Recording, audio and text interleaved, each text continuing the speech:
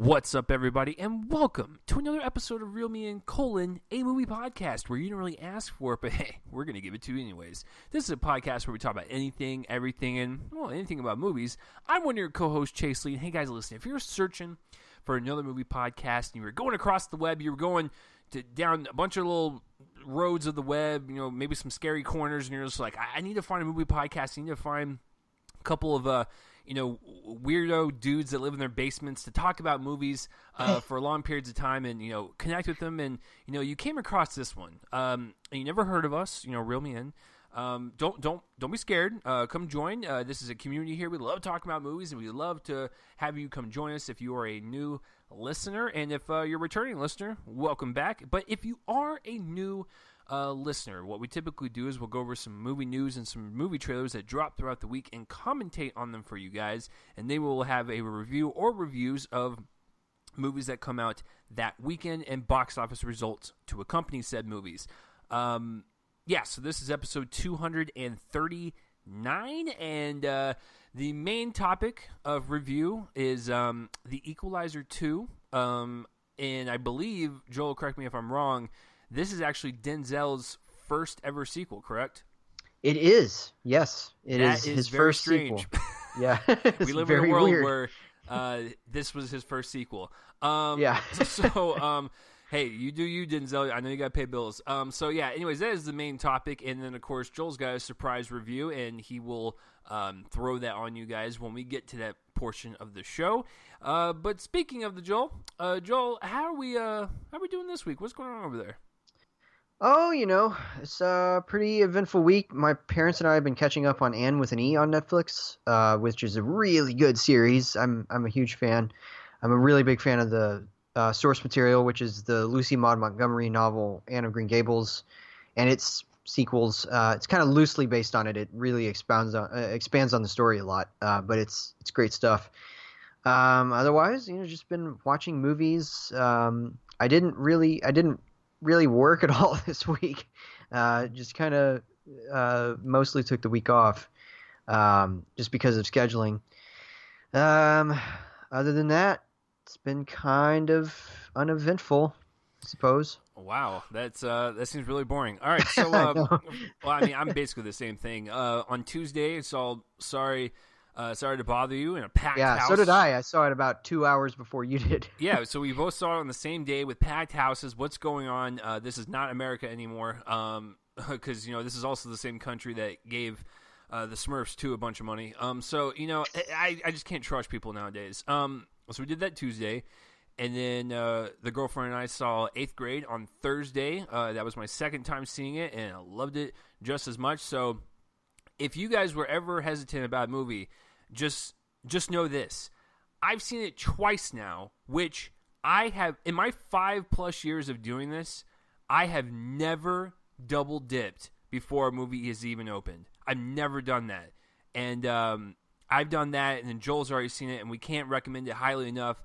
If 8th Grade comes to your city in these next coming of weeks, just take a leap on it. I'm telling you, you're going to love it, and you will never look at Bo Burnham the same way again. When he does his stand-up, you're going to be like, wow, I can't believe this guy made 8th Grade. So, It's pretty crazy. It's pretty crazy. Yeah, no. He's come a long way. I've been following him for a long time, and he's just the best guy.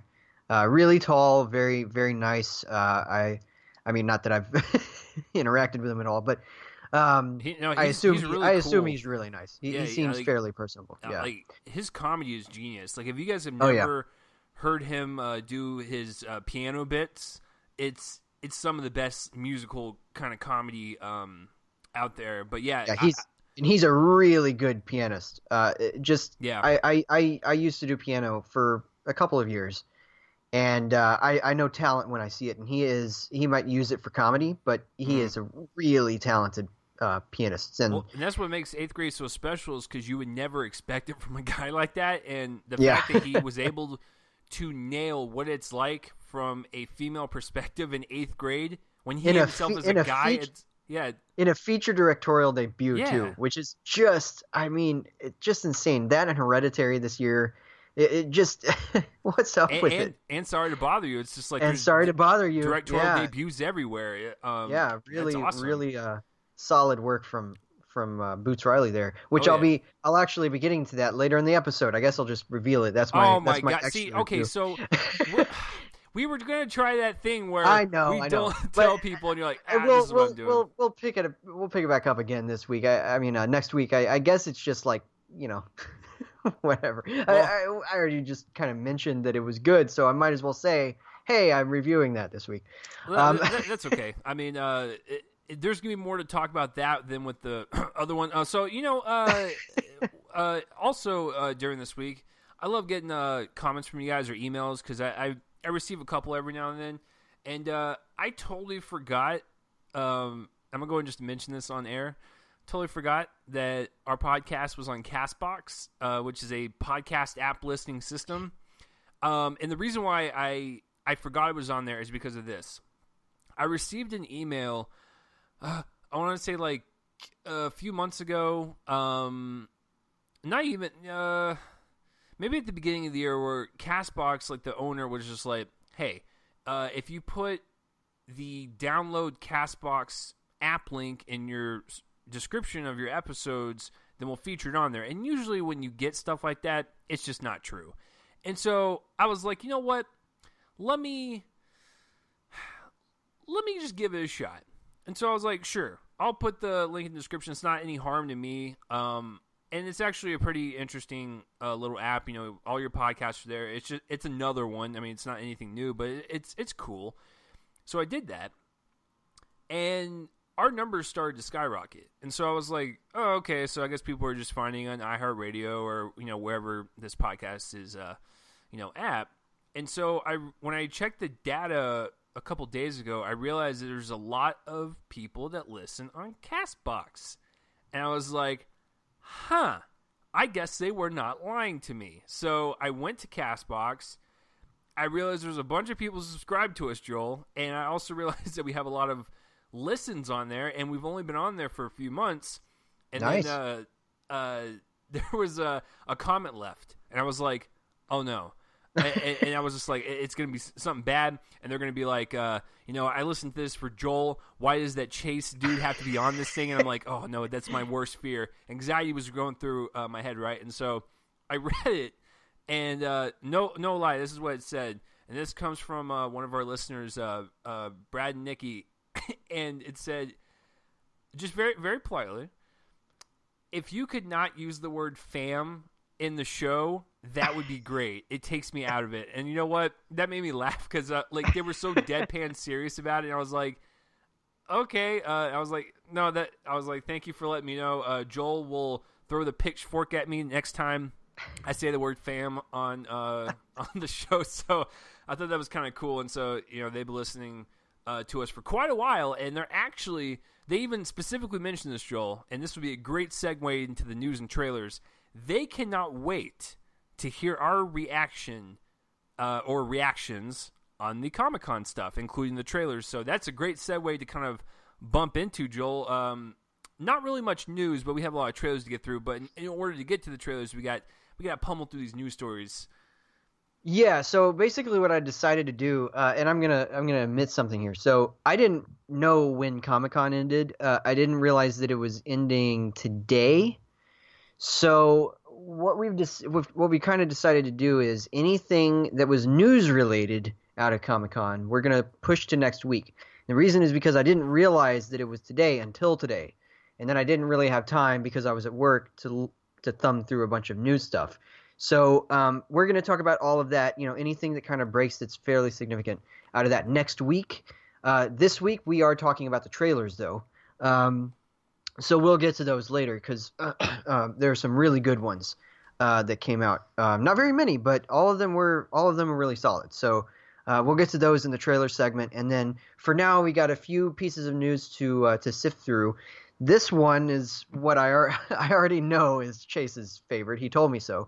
The documentary Three Identical Strangers is still in theaters, and it's the story of identical triplets who had been separated at birth. and adopted by 3 different families. And then the story gets weird, and I'm not going to tell y'all why because it's a lot of surprises. Great documentary. Obviously, it was on both of our lists of the best films of the year so far. And so, of course, when I'm literally just going to open with what Slash Film put as the opening sentence of their article on it. Sometimes truth is stranger than fiction, and when that's the case, you know that Hollywood will make a movie out of it. And I just wanted to credit writer Hoitron Bui. I have no idea how to say your name. Anyway, just credited to her.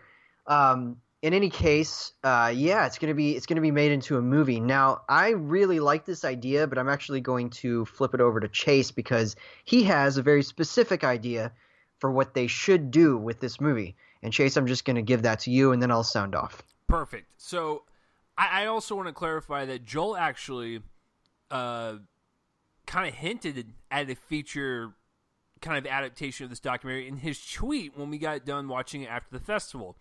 He said, "This is like an event film, see it with a crowd." Now, not many documentaries can do that. The fact that Joel said that is perfect for an adaptation, and of course, I love it. So, of course, if you want to adapt this thing, I'm totally fine with that. But yes, if you follow my Twitter, I have a specific recommendation on who should play the triplets and who should direct it and in what banner it should go under. Because I was thinking about this. Because I actually like Brigsby Bear a lot. And you're probably thinking, like, what does Brigsby Bear have to do with this? All right, I'm getting to that. So, I actually think the person I want to play the triplets is Andy Samberg.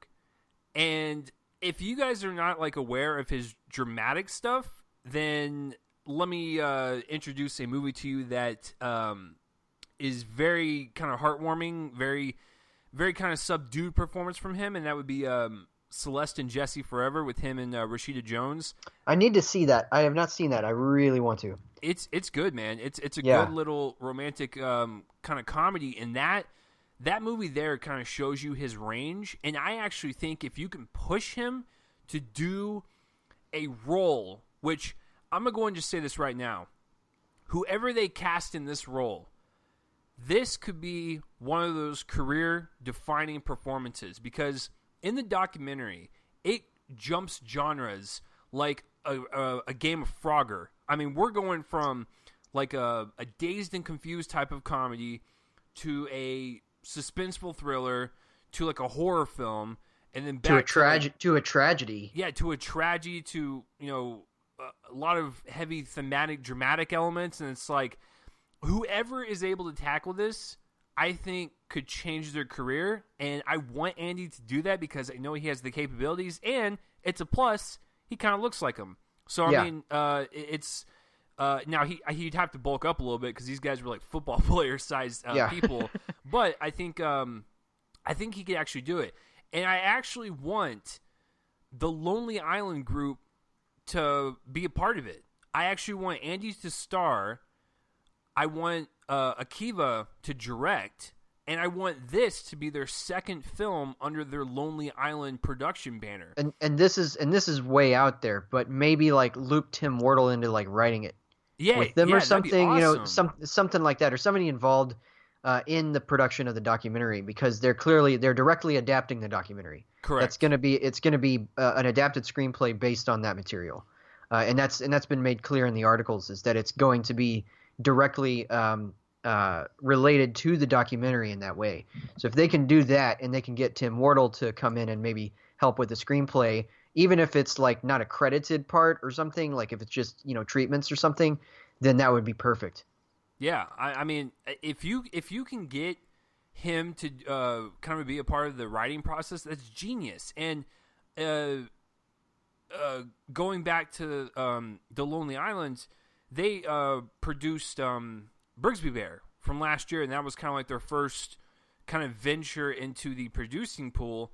And along with, and I'll flip it over to Joel here in a second, along with changing Andy's life, I think this could also change Akiva's life too.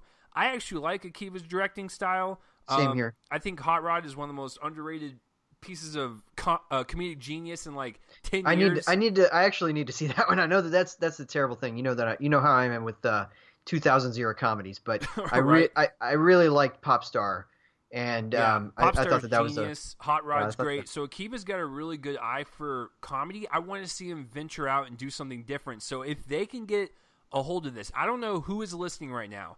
If anyone that is one of our dear fans, if you guys know the Lonely Island, or if you want to spam the crap out of them on Twitter, do it, because I think like they should just right now. Oh, sorry, go ahead. No, I was just gonna say that I know that this is a huge project to take on, and they've only done one movie so far, but I think they should pull out some loans, do what they got to do as a production company, and get on this story, because if they can get this and secure the rights, I'm telling you, this can propel them into such a weird stratosphere of Hollywood, and they're going to be legendary for doing that. So that is my rant on this story, but I absolutely love it, and that is my specific picks for this adaptation.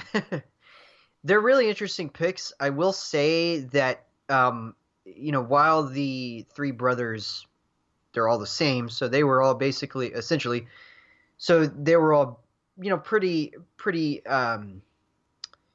eccentric kind of, eccentric personalities. So I think Sam Bird's a great choice, but what I don't want to have happen is if the Lonely Island group is involved in this, they would have to team up, by the way, with the studios who have taken it on, which are Film 4 and Sydney Kimmel Entertainment. I just noticed that. So they're the ones going to be developing this, but if they could, partner up with this group, then what I don't want them to do is factor in some, like feeling that they have to make it into a comedy. I feel like if they went and specifically had the aspiration to make it primarily a dramatic story, because there's so much about it that is dramatic, then I think that would be the best option, because and that's what I'm saying. If they can stay true to the story and actually make it more of a drama and dive into suspense and horror, I think, like I said, that could change their whole dynamic on what people think they are. And so if they get assigned on, stick with the story. And I'm telling you, I think with their capabilities that I've seen so far, just from with Andy's acting and Akiva's directing, I think they can pull it off.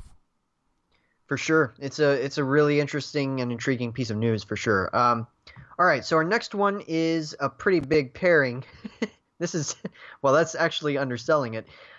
There's a techno-horror thriller movie coming out called Megan. The E is a 3 in that title, and it's all caps.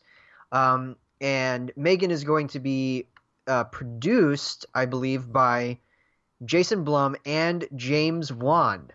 Now, this is quite a big pairing. Now, of course, they've paired up before, but I mean, to have this happen now is significant for both of them, because they haven't really worked together a lot, over the years. I mean, Wan's done some stuff adjacent to Insidious, like the Conjuring movies, but to have them, teaming up on this thing, that's pretty cool. And I gotta say,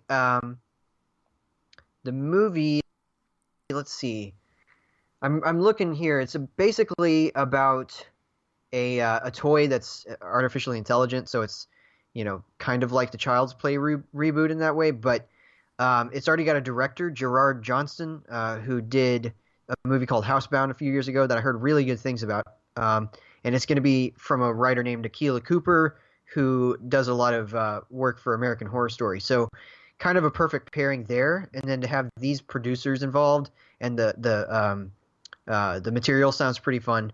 Really cool pairing for this kind of story. What do you think?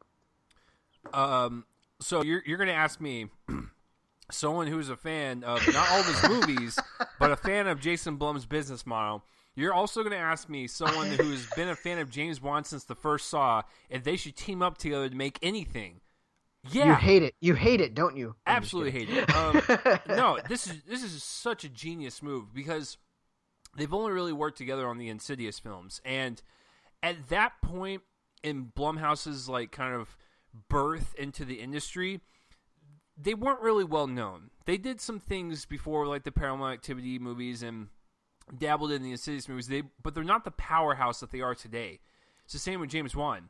Back in the day when he did Insidious, prior to that, he did the Saw movies, Dead Silence, and Death Sentence. Death Sentence, yes. The two DS movies that have the word dead involved. The two DS movies that have the word dead involved, or death. Right. Something about dying. which, by the way, if you guys have not seen, just a little side note, I actually like both of those movies. I haven't seen them, but I've heard really good things about Dead Silence from a friend of mine that I trust. So yeah, Dead Silence. If you did not think puppets were creepy or dummies or whatever, then prepare to have your mind flip, because it will creep you out. But if you don't think puppets are creepy, you're weird too. So yeah, I was going to say you're just a weird human being. This is genius, because at this point now, Blumhouse, now he doesn't hit it out of the ballpark all the time. You guys heard my epic rant in April with Truth or Dare. So some things that he slaps his name on, I do not agree with. But for the most part, I like his movies. But as a businessman, you cannot deny this man. He is a genius. And so he's like, listen, I've worked with James before. James Wan is now even more credible with the Conjuring films, and now with one of the biggest, most anticipated movies of the year, Aquaman. Of course I'm going to jump in on that. So now they're going to pair up to do this. I could care less what the story is. I think we need to send James to therapy, because obviously he has something with dolls and possession in his life that's keeping him up at night. Because it seems like every movie he does now is it's a possessed doll, whether it be the Annabelle franchise or now this one, or with Dead Silence. So he then again, his Twitter handle is Creepy Puppet. So I mean, I can't really get mad at him now. But yeah, a genius pairing. I cannot wait to see whatever they do. And yeah, I'm surprised. What's really funny is, like, I'm surprised they haven't worked together more often. I know they've been like kind of busy since the Insidious franchise, because James hasn't worked on one since Chapter 2. So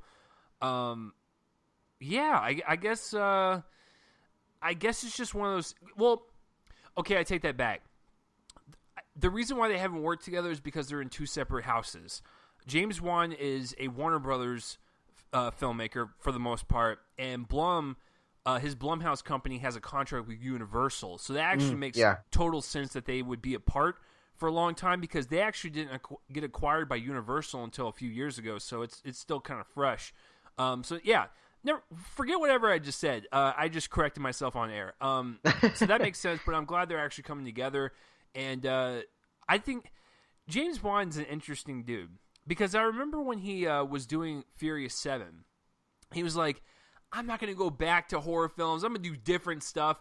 He does more horror films now than he does anything else. Like, yes, he does the Furious 7s, and he's about to do Aquaman, but it's like, the guy primarily does horror, whether it's producing, directing. So, James, stop lying to yourself. This is the genre you were born to be in. Just accept it, because we will accept you in it, because I like what he does in terms of blockbuster horror. He's turned away from horror just like Steven Soderbergh has retired. Right? Guys, I'm going to retire, and then 2 weeks later, guys, I'm making a movie. What? Like, go retire for longer. Yeah, it's pretty crazy. I can't wait to see it. You know what I can wait to see? All right. So this has been in the works for a long time, actually. It was first teased back in 2016, but it's been kind of, shopped around for a while, and it's a production of Cats. It's an adaptation, I should say, of a Cats production. And this one is coming from Tom Hooper, who, directed The King's Speech and The Danish Girl, but also directed in my opinion, a really bad version of Les Miserables back in 2012. I don't think that he has an eye for musicals or the staging for them, but apparently he's going to be directing an adaptation of Cats, and it certainly stars 4 random people chosen out of a hat. It's going to star Taylor Swift, Jennifer Hudson, James Corden, and Ian McKellen. which is one of the most random groupings of people I think I've ever heard of. Like, maybe James Corden and Ian McKellen kind of go together, but neither of them goes together with the other two people, and the other two people don't really, go together very obviously. And then both of those people separately don't really go with Ian McKellen. It's just a very strange pairing of people, and it's a director. Again, I just did not like Les Miserables. I thought that it was heavy-handed and it felt very claustrophobic to me as a musical past about the 45-minute point. And the problem that was that there were 2 hours to go after that point. So I'm not particularly excited for this. Chase, are you? Okay, so two things. One, I'm not really a musical guy, as you can tell.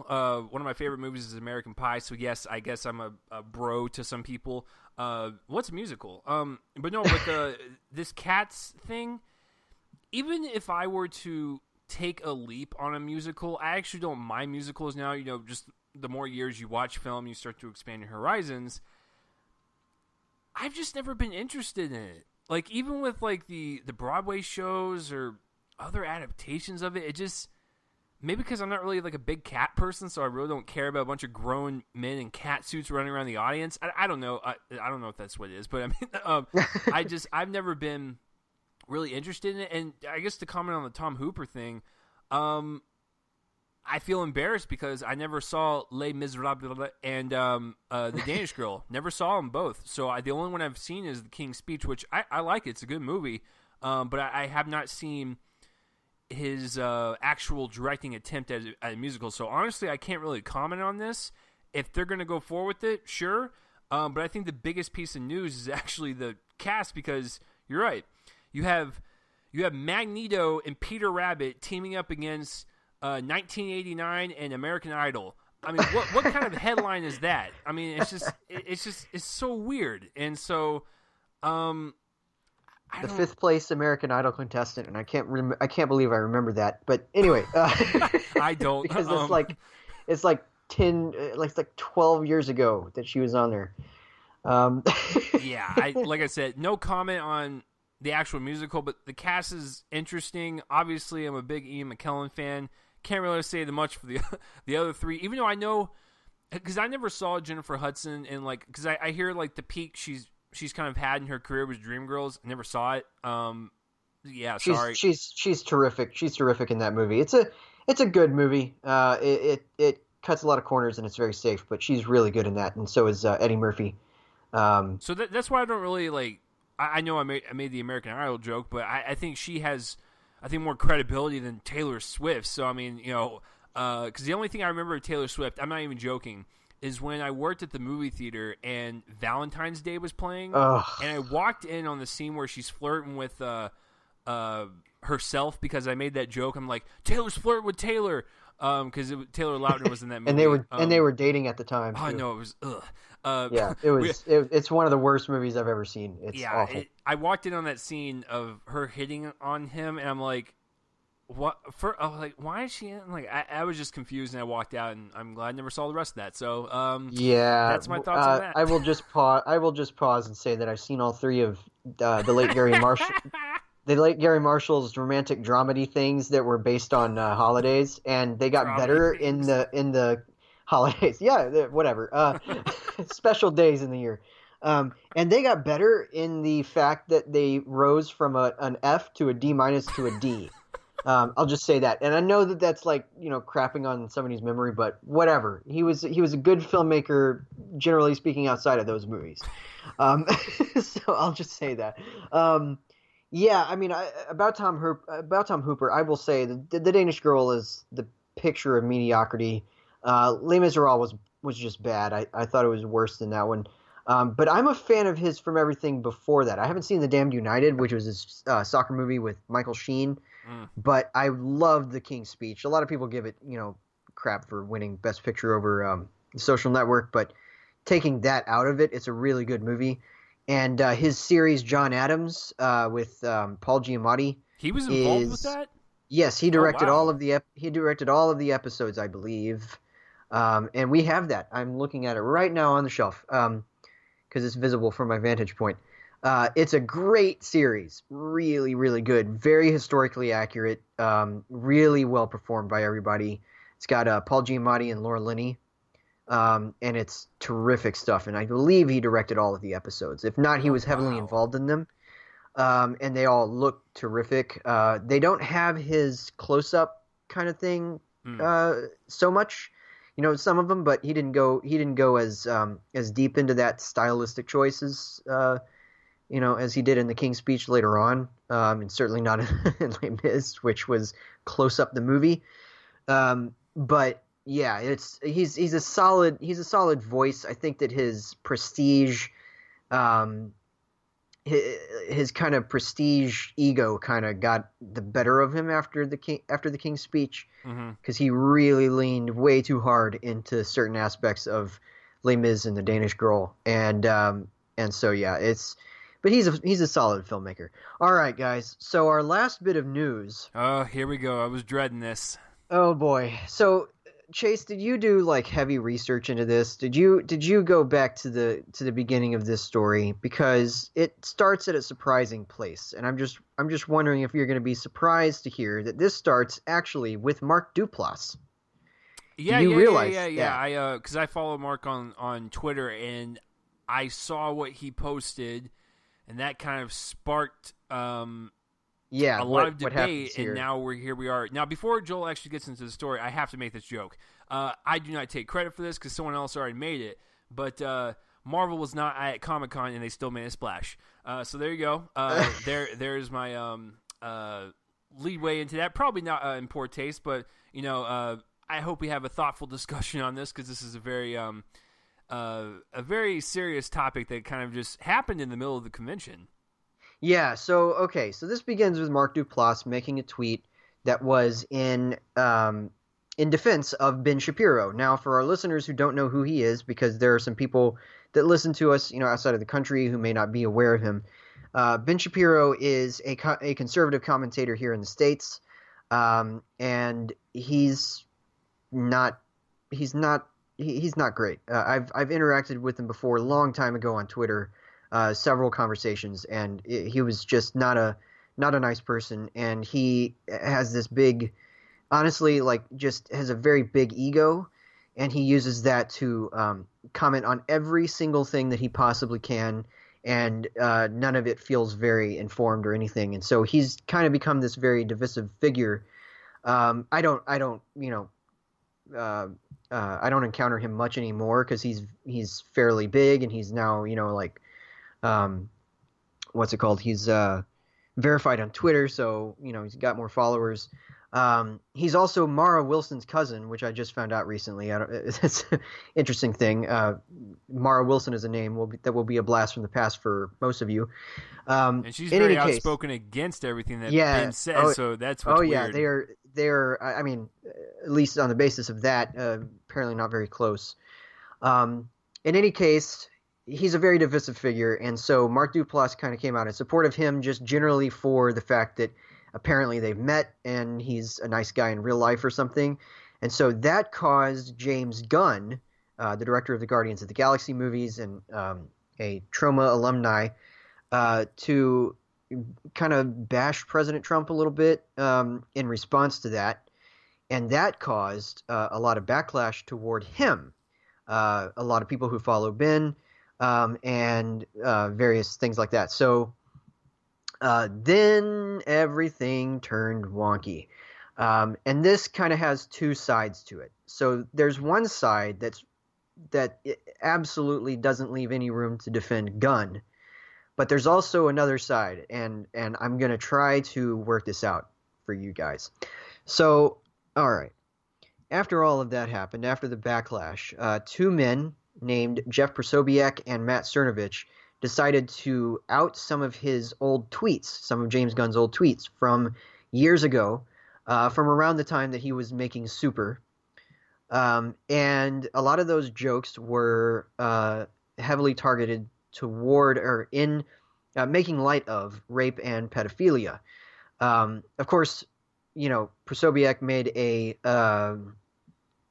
a screenshot of those things. But some of them weren't as bad as the other ones in the actual picture. I read all of them. There are some that are just kind of crude rather than actively, awful. But for the most part, they were pretty bad jokes. They were, and bad, I mean in terms of value, not just merit. They weren't just bad jokes in terms of the setup and follow through. They were genuinely bad. And in response, excuse me, Alan Horn over at Disney decided that they would sever their business relationship with them. Okay, guys, let's talk about this, because on the one hand, there's no way that we can defend Gunn's tweets. There's no way. As jokes, they're bad, and as jokes, they are also in poor taste. So that's obvious. But they were made years ago. Years and years, back in the 2008 to 2011 range. And as hard as it is for people to believe it these days, in the time that we are now with the president that we have, people change. Let's just acknowledge this truth. People change. I've changed dramatically. I was not a person that any of our listeners would likely enjoy having around them back then. I was not as enlightened as I am now. And I would not like, let's say some miraculous thing happens and this podcast goes way wide and everything. I would be infuriated if somebody out of spite decided to find a still visible comment thread where I said a lot of, rather homophobic things. It exists. It's out there. I'm no longer embarrassed by it because I've changed. But if somebody were to bring it out as some sort of proof that I'm still this way, I would be infuriated. And that's essentially what's happened here, is that somebody's personal views or not personal views, because we don't even know if those things were funny to him back then. He was probably just making jokes because sometimes people make jokes not to be funny, but to fight something within themselves. But these jokes were bad.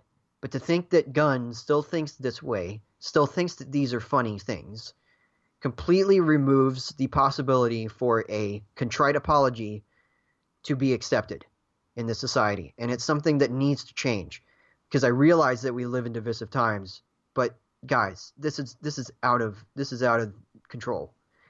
Let's not do this. Also, there's a whole other aspect about this, and it's on Disney's side, because I can't believe this happened, honestly, because Roseanne Barr was just kind of run through the ringer because of awful things that she said, awful things that she still exhibits about her personality, and she worked with ABC for years. Did this not, worry them? Yet this did. And I just don't understand it. Somebody who came up through the ranks at Troma, those are really edgy, those are edgelords as people call them now. People who like to shock with their humor. And that's what he came up in. That's the kind of humor that he was used to, and that's the thing that he did on Twitter. And he's been through stuff himself that he was kind of working out through humor. So I just don't understand where the backlash came from in this particular circumstance. I understand that that we're kind of in an understanding as a society that you got to be woke about everything, but let's separate ourselves from the expectation that for every single part of one's life, one is woke about every single tiny aspect of society. And people change. It's part of life. At the center of all of that, at the center of all of the phobias and all of that is ego. And over the course of life, we have to come to terms with our ego. And that's what happens. You gain more understanding about the world, and then you leave all that stuff behind. That's what I did. That's what James Gunn did. And yes, I realized that he was about 47 or so when all those tweets were made. But people can change even late in life, and we've got to start growing up. We just got to start growing up, and so that's my thoughts on it. That's my little rant. I'll hand it over to Chase now. Okay, so here's where my thought process is at. I think what Joel said, I think everyone needs to understand that no one is perfect, and if you think you are perfect, then you are lying to yourself. There's a lot of things that people have done in their life that they regret, a lot of things that, people wish they could do differently, but in reality, Joel has said those bad things. I myself had an anger issue as a child. I've thrown stuff at people, and that's a part of my life that I leave behind in, middle school and elementary school because I've grown up. I have matured. Joel has matured. If you think just because you dig up someone's past that they're that person, they might be. They might have never changed, but for the most part, people change because they are exposed to things in life, and they expand their horizons, and they learn. People make mistakes and they learn. We are human, folks. We are not these robotic creatures that are just perfect 100% of the time. If James Gunn ever had like if I see him in interviews or he's just like talking to people and he still has like a nasty personality, I'd probably be like, okay, and yeah, he hasn't changed. He hasn't really done anything different from these terrible, nasty things that he has said, because I'm not gonna support him of what he said back in the day. He might have thought he was funny. It didn't strike me as funny. I like myself some dark, edgy humor, but all of his tweets were gross, and they were disturbing, and I didn't really find them humorous. He has left them on his Twitter, and he has publicly talked about them, and he's like, listen, I regret that. That is an old version of me. I am different now. And I'm not saying I know the guy, but I follow him on Twitter. He seems like a completely different person. The fact that you can go from those tweets 10 years ago to the tweets he does now and shows a lot of empathy and compassion, that's amazing. Like, the fact that he's done that in 10 years is outstanding. The people that did this, it's a pure hit job because, they want to out people that, disagree with their views. And, of course, it also has to do with the Roseanne Barr situation. They got to get back people with that.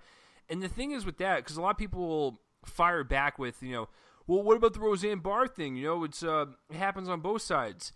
I don't give a crap if you think, if you're a part of the left party, the right party, independent party. I don't give a crap. If you do something awful, people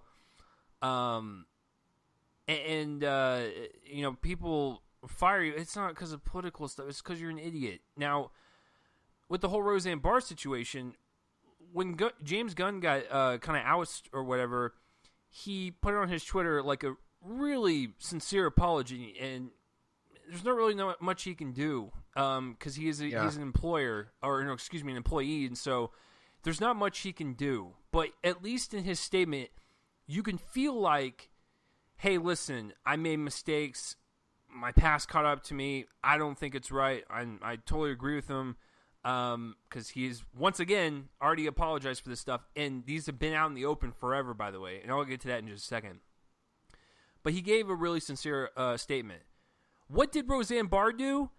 Oh, Tylenol PM made me say this. Cool, that sounds like a genuine reaction. You know what I'm saying? So, like, there's a huge difference. It's like, when she acts stupid and she has answers like that, does it really feel like and really sound like she has changed? No. When James Gunn has like a 9-10 part thread on his Twitter, obviously it affected him more than, but setting that aside, here's another thing that bugs me about this entire thing. And Joel pinpointed on it with the whole Roseanne Barr thing. If James Gunn had all this stuff on his Twitter and he did not want to erase it, he was like, listen, It's on there. I'm ashamed of it, but that. It's just a part of it. When you get hired by someone, what do the employers do? They do background checks. If they did a thorough background check on James Gunn and found all this stuff, and they were so bothered by it, they would have never hired him in the first place. He has done 2 hit movies for them. 2! And you didn't find this out until now. And it's a pure hit job. And as we are recording right now, Cernovich blasted Michael Ian Black, which tweets that he said. And it's like, that guy's an actual comedian.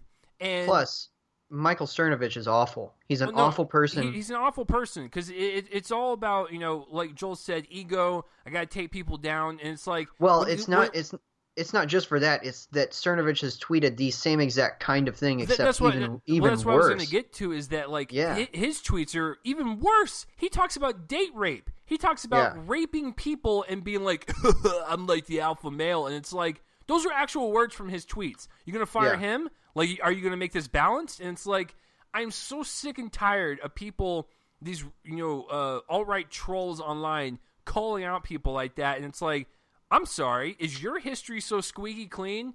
Oh, it's not? Well, that's funny. Maybe you should get fired. Oh, you're not? Well, that's even more peculiar. So, and you know what's really great about this story? Which this guy has a lot to lose, but yet he's doing it. As we were about to record, I noticed on Twitter that Dave Bautista is standing up for James Gunn, and you're probably thinking to yourself, oh, well, that seems pretty normal, right? Maybe actors will stand up to him. That's true, but out of the 5 main cast members, Dave Bautista actually has the most to lose. He does not get a lot of work other than the other people. He could totally be blacklisted for what he's doing, but he's doing it anyways because he believes that what happened was wrong, and that actually makes this story even better to know that there's people out there that are like C-level actors, like Dave Bautista, who knows after this Guardians franchise, he probably will never have another franchise again. He's standing up to his employer going, you guys messed up. And I find that pretty great. But that's kind of my whole thought process on it. If James Gunn made those tweets and, I talk to him face to face now, and he's like talking about pedophilia, and he's like, man, that's some weird. Like if he just seemed like a very off person, and it seemed like his tweets were actually matching his personality now, I might be like, you probably need to go type of deal. But I think what Joel kind of pinpointed on is very important. People can change, and it just irritates me that people can look at someone's past like that and just automatically make a quick judgment without actually investigating it, sitting James down and interviewing him and really looking into it. And it's upsetting, dude. And you know what? Since Joel said it, I'll go and make it on an even playing field. If you guys want to go scrub my history online, go ahead. I would love for someone to pull something up. And if it's embarrassing, then it's embarrassing. I'm not ashamed of anything that I've said or filmed or done or whatever. So, I have matured as well, even on this podcast. 5 years in, it's just Joel, people have sad lives, and all they want to do is. I basically look at that kind of stuff as the words of children. Essentially, it doesn't matter how old you are. If you've said something that is untoward years ago and clearly have changed, it was because you were a child and became an adult. Correct. And so, if you're out there and you can't forgive Gunn for these tweets, fine. That's your prerogative. That and it's not worthy of judgment. I wouldn't judge you for that. But I believe that the most important empathetic response we can have is to acknowledge that Gunn is different. And if we can't do that, if we have to be stuck in this rut right now of awful people doing awful things and never changing, it seems, because of who's running the country and who's enabling him, then we have lost the empathetic battle. That's the fact of the matter, is that in the long term, you're doing everybody a disservice by refusing to acknowledge the fact that people change. You're shutting off all the possibility for people to change, because if you change, then what's it for? And if it's only for yourself, then then it's not seen as worthy. And so I just wish that this would kind of be gone. I don't know if the question of rehiring him for Guardians 3, of course he's been fired for it since he was axed from Disney. I don't know what this would mean for that movie. I don't even really want to get into that now. I don't think it's an important question. I can tell you right now, Disney's never going to rehire him. Probably not. The fact that they did this out in public now, if they retracted what they just did, they're gonna look so bad, and they do not want to have that happen. If anybody in the whole situation involving the Twitter exchanges and about Ben Shapiro and Mark Duplass needed to be fired from some sort of studio that they have a working relationship with, it was Tom Arnold, who actually suggested physical violence against Shapiro. And that's not good. They decided to fire the guy who tweeted stuff 10 years ago instead of the guy who literally tweeted during the exchange. I think it was something along the lines of punch Ben Shapiro in the face or something. It was really, really bad. And I just want to say something real quick, because I know this is not a political podcast, but Joel and I we're not going to get into that. But I've known Joel for quite some time, and we can tell you guys right now on air, violence is never the answer. Please debate people and talk about ideas and persuade people that way. Don't escalate all this madness that we got going on in this country into violence. It's not going to solve anything. It's just going to make it worse. And so, if you want to actually take someone down, then do what Shapiro does. I don't agree with him at all. I don't even like him, but he debates people. That's what he does. And if you want to fight him, that's how you do it. And it's just, violent. Do not be violent towards people that you oppose. Yeah, pretty much. All right. So, guys, we've got some trailers to talk about. No, we don't. There's no trailers to talk about. We're moving on to the Equalizer 2, which I'm just so eager to talk about. Well, yeah, let's push that off in anticipation. We got some trailers to talk about from Comic-Con. But first, we've got some trailers to talk about from home. We're just going to push through 4 of them before getting to the big stuff, because there were other trailers that came out this week, and some really good ones. So the first one is Boy Erased. This is the second drama this year to surround gay conversion therapy camp. And this one stars Lucas Hedges as the boy in question, Russell Crowe and Nicole Kidman as his homophobic parents, and Joel Edgerton as the camp leader, so to speak. And he's also the director of the movie. And this one essentially kind of seems to tell a very similar story to The Miseducation of Cameron Post, although it seems to be more focused on the experience of the camp rather than the experiences with the other campers. That was what Cameron Post was primarily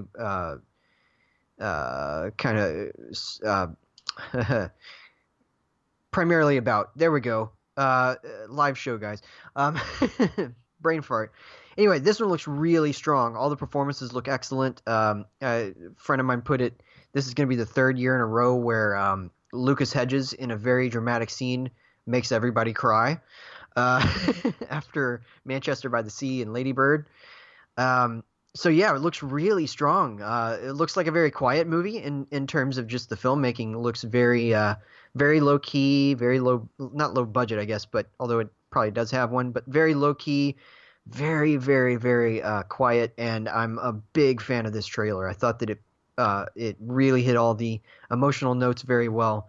And I'm a big fan. So Chase, what did you think? Absolutely, I agree with you 100%. This is one of those trailers that, just like with Joel, I keep calling it.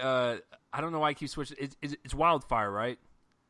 Wildlife. Why do I keep calling it Wildfire? You did it again. I did it again. Guys, I don't know what's wrong with me. Like, I need to go see a doctor, apparently. No, it kind of reminded me of that trailer, where that trailer was very quiet filmmaking in terms of visuals and directing, and it really focuses on the performances. This is the same exact way, and I absolutely loved it. It focuses on, the family dynamic between, him, Kidman, and Crow, and then, of course, with him and Edgerton. And I'm so excited. Like, I remember walking out of Manchester by the Sea, and Joel was just raving about Lucas Hedges.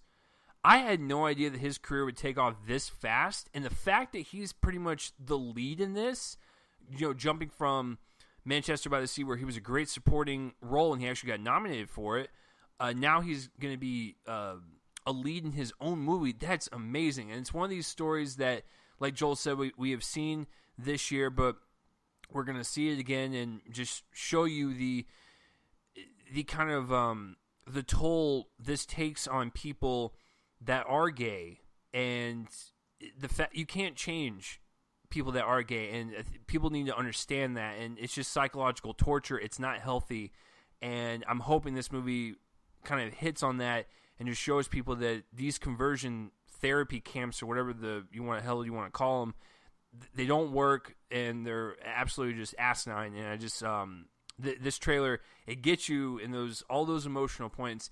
And I'm actually really excited to see, because I guess I haven't really seen him in a long time, in a good movie. I'm excited to see Crow, do some damage as probably in a really good supporting role. Yeah, for sure. He's been kind of slumming it in a lot of high profile, like The Mummy. He was in The Mummy. Did you remember that he was in The Mummy? I forgot he was in that. Wow. The worst movie of 2017 for me. It was bad. Yeah, it was so awful, and he was one of the least enjoyable parts of that. He looked like he was in physical pain the entire time. Because he was morphing into Dr. Hyde or whatever, and he's just he's just twitching his body, and his face was turning green. I'm like, is he having a heart attack? What's going on? Yeah, but it looks really good, and it's going to be very interesting because, they've taken a journey together. So he and Timothée Chalamet, Lucas Hedges and Timothée Chalamet, have been kind of vying for the same roles for several years. And I remember that there was this interview thing. I think it's Variety does those actor-on-actor interview things where somebody in the Oscar season will interview somebody else in the Oscar season, and it was between him and Daniel Kaluuya last year, I think. I'm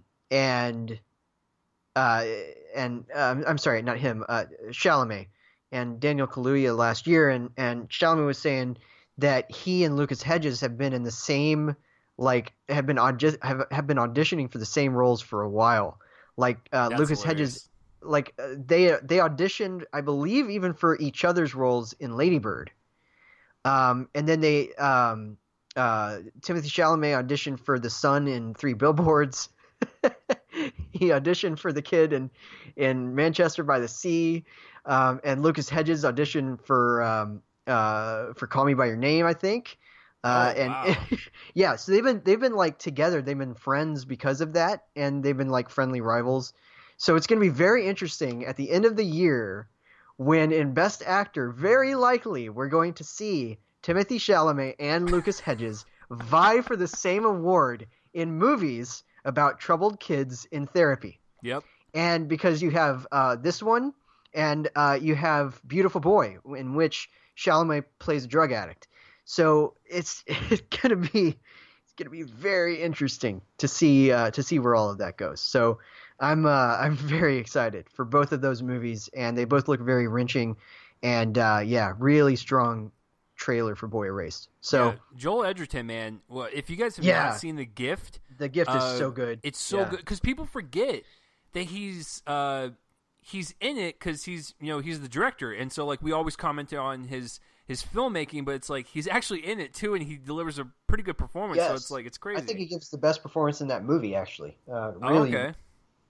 I was a huge fan of Bateman in that movie. Yeah, they're all really good, all 3 of the leads. But he was terrifying, and he did a really solid, a really exceptional job, really, at directing it, and directing himself, which is always fairly hard, as far as I know, depending on, I guess, your personality. But yeah, I'm really excited. It's a very different movie from The Gift, obviously. But I'm excited to see a follow-up for sure. Oh yeah. All right, so in an interesting coup, before we had added the Comic-Con trailers, um, I had originally just had 4 trailers lined up, and it just so happened because of my system of alphabetizing them that I gave myself the 2 kind of prestige films and Chase the 2 wacky looking horror flicks.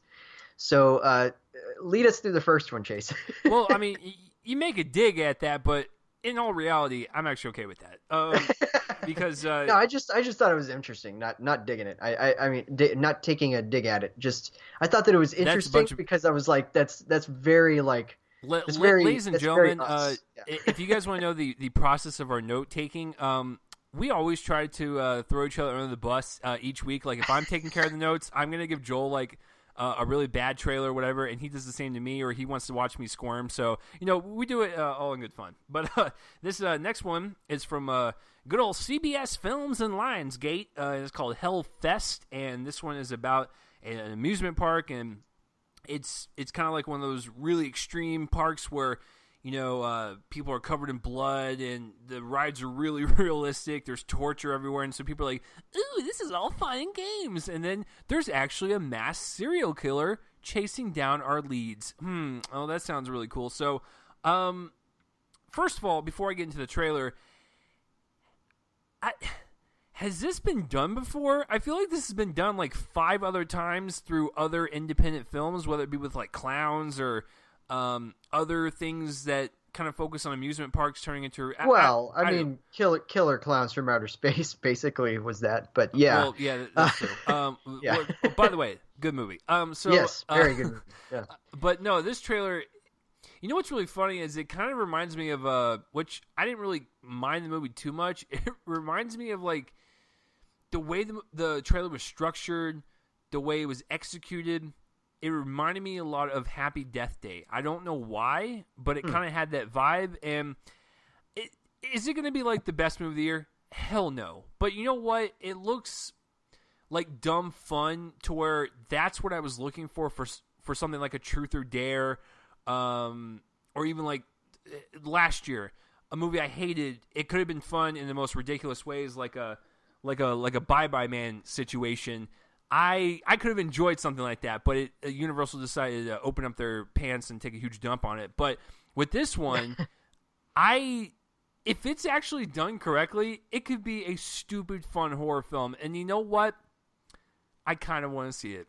So, and this is one of these ideas in the horror genre that has a, pun intended, a giant playground of stuff you can kind of use in terms of kills, where you got a bunch of rides you can use, and a bunch of other stuff that happens within the park, like I don't know, like game stations or whatever. There's a lot of different ideas and a lot of stuff you can kind of use within the amusement park to make the kills entertaining.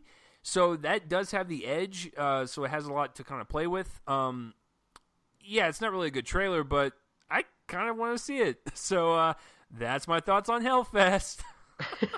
Yeah, I think it looks really goofy and fun. It's that kind of, very low concept horror flick that just seems like a good time waster. You're right. I mean, it's not a great trailer. It's very, kind of choppily edited a bit. But and it's literally the same thing over and over again. It's like a shot of the killer, kill, shot of the killer, kill, and it's like, how many times can we have the killer in the dark with a light shining on him, like just standing there? Clearly, there's roughly 30 seconds of material in the movie, but yeah, it looks kind of goofy and fun, and I gotta say, I'll probably check it out like on DVD or something down the line.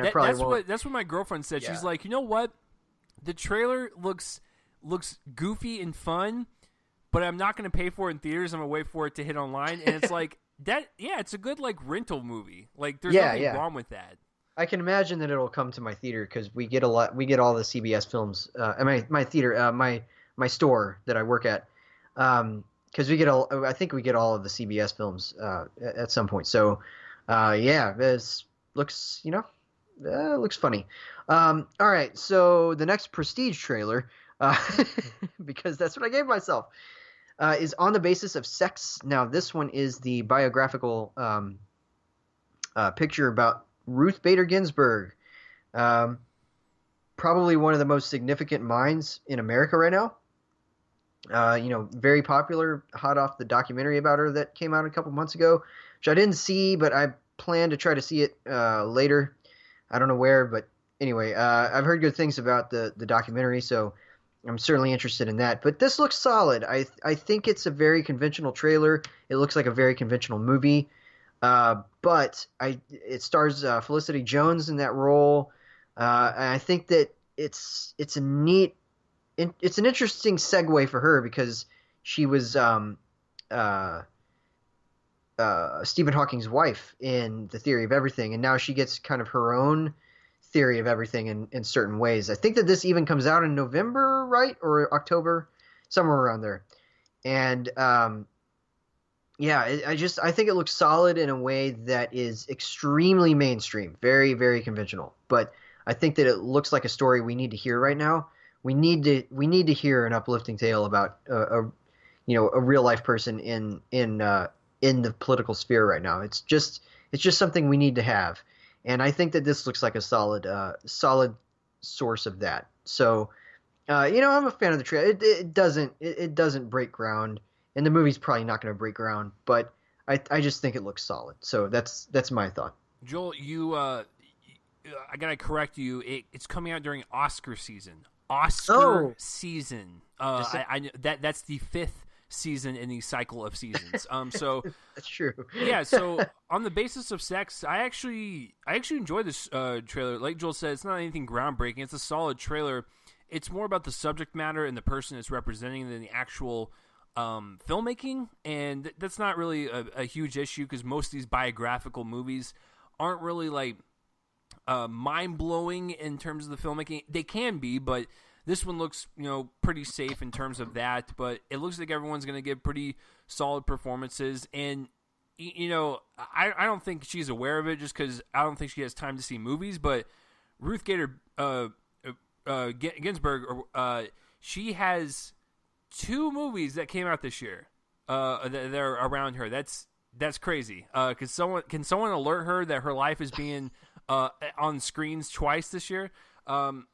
But yeah, I'm excited to see Felicity Jones kind of tackle a meaty role like this. And of course, Armie Hammer, I'm going to always love Armie Hammer, especially when he is a CEO businessman snorting coke. But Joel will get to that in just a second. But I like the cast. I think everyone looks pretty strong here, and I'm excited to see Felicity kind of just tackle something head on and be the face of a really important figure in our history. For sure, yeah, it looks solid. We will probably be seeing a nomination for Jones coming out. I would suspect, unless it just tanks and isn't very good or something. So yeah, all right, take us into probably the craziest trailer of the week. Probably the craziest trailer. And here's how I'm going to open it up. From the writer of Captain Phillips and the first Hunger Games comes Overlord, a J.J. Abrams-produced, not Cloverfield movie. This thing has just got a weird cauldron of ingredients together. This one is called Overlord, and the plot is very minimal because that's the way J.J. likes to play us, and I'm not going to get mad at him for that because he's a genius. So this one is about a couple of American soldiers during World War II, and they're kind of stuck behind enemy lines in D-Day, and so their soldiers have to go rescue them, and while they're doing that, they kind of uncover that there's some science experiments going on, and people are getting mutated, and they look absolutely disgusting. So, I like the trailer. I'm still not really 100% sure how I feel about the music choice, because it does, like, the trailer is a really good setup. It's playing, it's good, and then the song kicks in. I'm like, Okay, I don't know how I feel about this because I don't really know which tone they're going for. Are they going for more like just lambasted, like over the top fun, or are they actually going to make this into a horror film that's going to be a little creepier? I don't know which route they're going with, and to be quite frank with you, we aren't going to know until they release it because the producers of these movies like to keep everything a secret until it actually releases because that's how they work. J.J. Abrams has been playing us like a fiddle since 2008. I'm not upset. I'm just saying the man keeps these projects so secretive that we don't know anything. For all we know, Joel, we could be sitting in the theater and we're like, oh, right, we're about to see Overlord, and then a completely different movie plays. And the trailer was just a misguided attempt at another Cloverfield. It's like, these guys are geniuses at marketing. So, just to comment on the actual trailer. I think it looks really great. The action, like I said, it's very over the top. It's gory. It does have that fun element. But this is a horror movie at heart, so I just don't. I'm really confused on the kind of the genre clashing. Which one are they going to go for? I don't mind if it's like an action horror film, but that song, man, it just I don't really know what to think about. Maybe you can kind of help me out here. I mean, I actually don't even remember what the song was, but anyway, I thought it was a solid trailer, though. I think. It looks like a lot of fun. I think that they're definitely going an action horror route. I really like the zaniness of the premise, zombie Nazis. I mean, it's just, that's pretty. That's pretty original. By the way, that's a real thing. That was made from IFC Films called Dead Snow. It is about Nazi zombies, and it's a really great zombie movie. I never saw that one. I heard about it, but I never did see that one. I'm certainly curious. I think we have it at work for like some exorbitantly high price. But yeah, it looks like fun. It looks like fun. I can't really say much more about it. It does look crazy and wild, very bloody. It's going to be it's going to be a Cloverfield movie. Let's face it. And if it is, it's going to be the first R-rated one. I don't believe J.J. Abrams for a second. I don't. I really don't. I don't. I think it's going to be a Cloverfield movie. I think that it's going to end like 10 Cloverfield Lane and Cloverfield Paradox. It's going to end with some forced connection to the franchise, and it's going to feel very inorganic. But yeah, it looks fun though, and I'm very intrigued by it for sure. It looks really good. So hopefully it gets a better. Hopefully it's not Netflix. Is it Netflix? No, I actually think Paramount's actually going to release this in theaters. Okay, well that's good. That's good. Luckily, maybe they've learned their lesson from no one watching the Cloverfield Paradox after like a week. Remember when that movie came out like 6 years ago, guys? The Cloverfield Paradox? 6 years ago. Yeah, man. That thing is forgettable, and I reviewed it on the show. Okay, just real quick. You can bash Paradox all you want, which is very warranted. It's a very messy movie. I still kind of enjoy it just on the ideas alone, but it's not a well-executed movie. However, I am 28 years old now. I have never seen such a ballsy ad in a Super Bowl game in my life. The fact that you play the first ever trailer for it and you go, hey, the movie's going to drop on Netflix after the game, that is one of the best moves I have probably ever seen. When it comes to a movie advertisement during the game. So I just have to say that. They did a good job with that because that surprised and caught everyone off guard. Yes. Well, good marketing only goes so far. But that is true, Joel, but as a marketing technique, it was pretty clever, gotta say. Yeah, it was pretty unprecedented. All right, so now we get into the Comic-Con trailers. I know that... Yeah, buddy. Brad and Nikki have been very excited for this. So here you go, Brad and Nikki. All right, so the first Comic-Con trailer is Aquaman. This one comes from director James Wan. Hey, he's come back into the episode.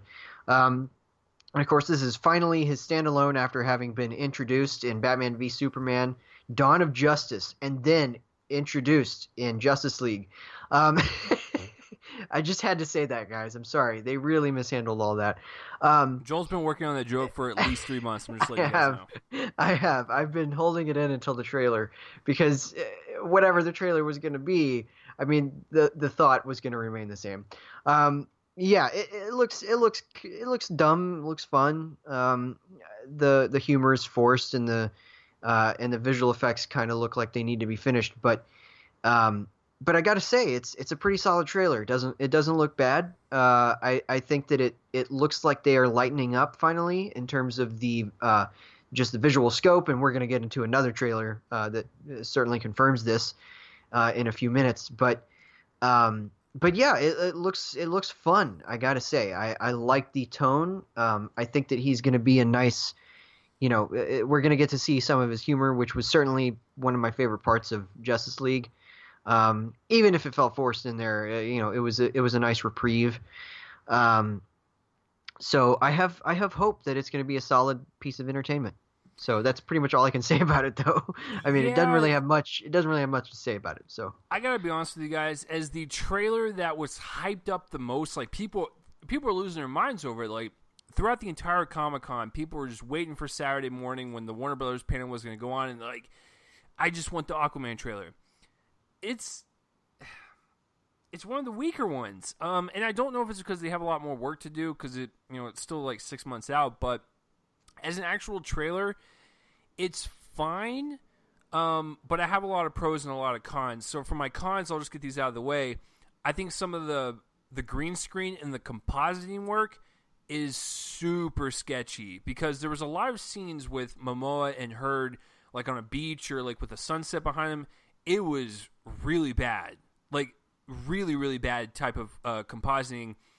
But on the flip side, all the underwater stuff, like with the world building and the action and just Momoa and his gorgeous locks flowing through the water, it actually looked good. And it kind of reminded me of, now, this movie could actually have this type of effect, but back when we were reviewing Valerian in the City of a Thousand Planets, I specifically said that the visuals in that movie were outstanding. No one can take that away from it. But the movie itself was not good. This movie might have that effect where it's just visually stunning, but everything else kind of falls apart. I hope that's not the case. I hope Aquaman's a hit. Warner Brothers needs it. But as an actual trailer, it's fine. The underwater stuff looks great. I think the stuff outside of the water with him and Amber Heard, and like Joel said, the jokes felt forced. The green screen compositing works pretty bad. And I'm not really stoked to see another origin film, but it is what it is. So there's a lot of kind of ups and downs with this trailer, but I think at the core of it, you could not cast another actor. Momoa sells it. The fact that we're dealing with superheroes now that are basically Poseidon and they're going underwater and we're having underwater battles on sharks, Momoa is the only actor that can sell us into that world. And so he is a bright spot in the trailer, but I think as an overall epic superhero film that we're excited to see, it's fine. It's a fine trailer, but I'm hoping the movie's a lot better. Yeah, it's interesting because I feel like Warner Brothers has a lot of things. Okay, they have a lot riding on this movie. Yes, they because do. You have, you started out with Man of Steel, which was, kind of lukewarmly received, if lukewarmly is a word. I don't know if it is.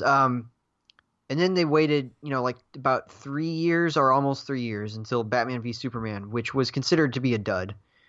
And then they had Suicide Squad, which was considered to be a dud. And then they had Wonder Woman, which kind of blew everything else out of the water for a lot of people. Above 90% on Rotten Tomatoes, which is certainly not even close to the only time that they've done that. And then you had Justice League, which was considered a dud, especially considering its trouble with production and the seams that showed in the final product. And now it seems like they have decided to follow that up with two movies that it's very interesting that they decided to do them next. So, all right. I guess kind of three movies, although one of them doesn't really count, and I'll get to that. in a second. But Oh, so it they does have, not count. I know which movie yeah, you're talking about. It does not count. it doesn't count, but people are still going to connect them, and I think that anyway. I'll get to that in a second. So, of course, first they have Aquaman, which is probably going to be a hit if they as long as they move it from that release date, because it's going to be swallowed up by Mary Poppins Returns. I was about to say Nanny McPhee Returns, which is basically what that is. Um, anyway, wow, y'all can note that I almost confused Nanny McPhee with Mary Poppins on July 22nd, 2018. Anyway, Mary Poppins Returns comes out, two days before this one, and they got to move it if they want it to be a huge hit, because then it also comes out on the same day as Alita Battle Angel. Anyway, we've talked about that, but in any case, okay, so they have that, and it's probably going to be, if not a huge hit, a moderate one, and I think that it'll be fine.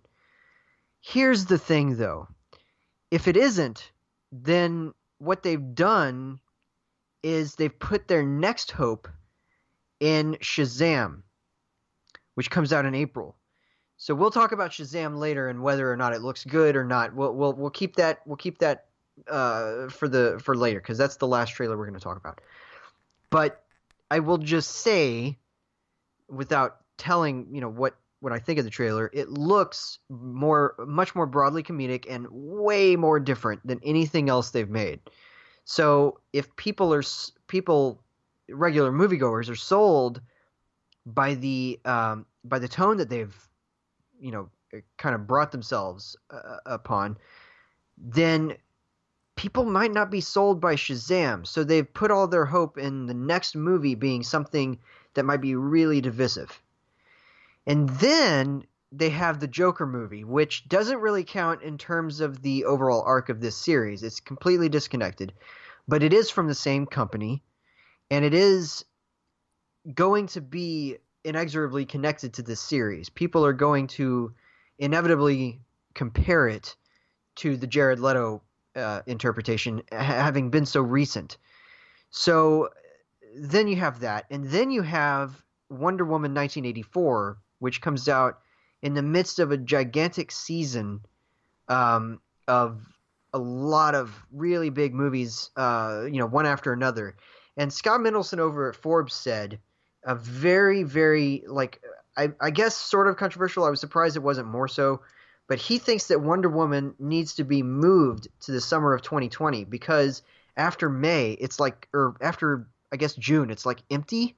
So maybe they just need to move that there, because otherwise what they need to do is maybe move Wonder Woman 1984 way up and move it directly into the summer of 2019, which would be even more of a gamble, but at least you would have less of a gap between a movie that might get a lot of a long series of months of feedback that isn't very pleasant if it's a bad movie, and that's Shazam. What if Shazam is a disaster? What if Chim is a disaster, both critically and both at the and at the box office? What if it just completely tanks, and then 7 months go by and people finally see Wonder Woman 1984 and literally only see it because they like the first movie? Then they've kind of dug themselves into a hole that literally people only like the movies in the Wonder Woman series, and then they're just making fluff otherwise. And so I've been saying this forever. It feels like I've been saying this for 18 years now. They need to refocus. They need to start over. As soon as maybe keep Wonder Woman 1984 where it is, and then do a clean reboot of everything. Yes, I understand this, but make another Batman movie. Make another Superman movie. Different actors, different crew. Same company, that's fine. Call it some sort of university thing that whatever they want. I think that they've just recently named it the World of DC or something. I don't know. Maybe keep that for their next iteration of all of this. But they really don't need to be shooting themselves in the foot with all this decision making, because they're really going to tank this if they don't put out good product. And that's what Marvel's done correctly. They're good movies, most of them, and even the ones that aren't very good or have their moments, but they've figured out this formula of total mainstream, you know, audiences love the movies every single time they come out. They make money, and here they've just kind of mishandled everything. And now, they're trying. I can sense that they're trying because clearly this is a lot less dour than some of their previous movies, even Wonder Woman. But man, following this up with Shazam when this one isn't even a known quantity yet is really risky. And so that's my thoughts there. Do you agree with that? I mean, are we going to talk about Shazam now, or are we going to wait until we well, get to the trailer? This is because I have my thoughts on the release date as well. Okay, well, I just want to talk about the release date thing. I mean, we can get it's into a terrible what idea. It is awful. Okay. And so let me tell you why. We have Captain Marvel coming out in March. We have Shazam coming out 3 weeks before probably the most highly anticipated movie next year with Avengers 4. This is an idiotic idea. Are you kidding me? Now, the only way this movie is going to succeed is if it is a hit with families, because it looks like it's going to go more family-friendly route. If it can be a hit with families, then it'll be interesting counter-programming to when we get to the heavy thematic stuff with Avengers 4. If it's not good, it's going to get literally sandwiched by Marvel. Because if Captain Marvel if it is anywhere as good as like a Wonder Woman, oh my God, we are going to have a tidal wave, son. So we're going to have Captain Marvel in March bleed over into April. It's going to crush Shazam, and then people are going to get tired of all these movies back to back. They may not even go see Shazam. Then we have Avengers coming out later that month, and it's like, why did you sandwich yourself like that? It makes, as a business move, it is awful. It's just about as awful as putting Aquaman against 4 other big movies. Who is running Warner Brothers right now? Because they obviously are just like throwing a dart at a calendar and like, bingo, we got it. And so I think the Joker release date is probably the most sensible one so far, and that's not even a part of the same storyline. So you know what? An October release next year for that movie is perfect. It's perfect, but yeah, they are losing it, dude. So the Shazam, Aquaman, and the Wonder Woman scheduling for November.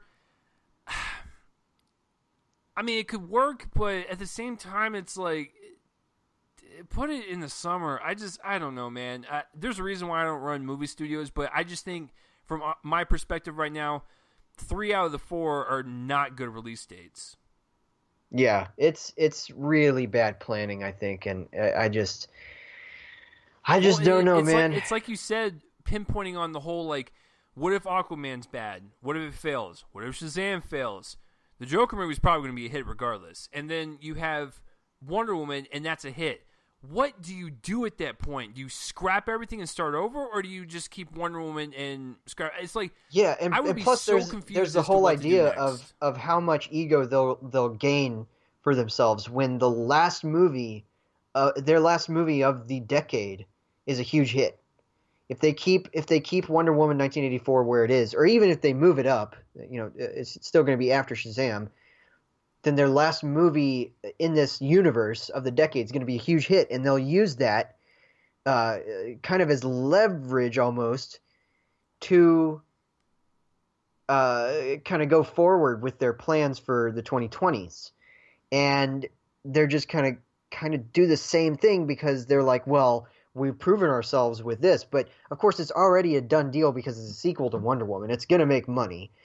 But then they haven't thought about the 2 previous movies that they had done and how Shazam might be completely swallowed up by, you're right, I mean, 2 Marvel movies right in a row, and one of which is the last of a generation, kind of, and the other of which is Marvel's answer to Wonder Woman in certain ways. And, yeah, I mean, it just doesn't make any sense to me. They're gonna have to switch some stuff around. I don't know if that's possible. Likely there would be a lot of unintentional consequences there. But yeah, I just don't know, man.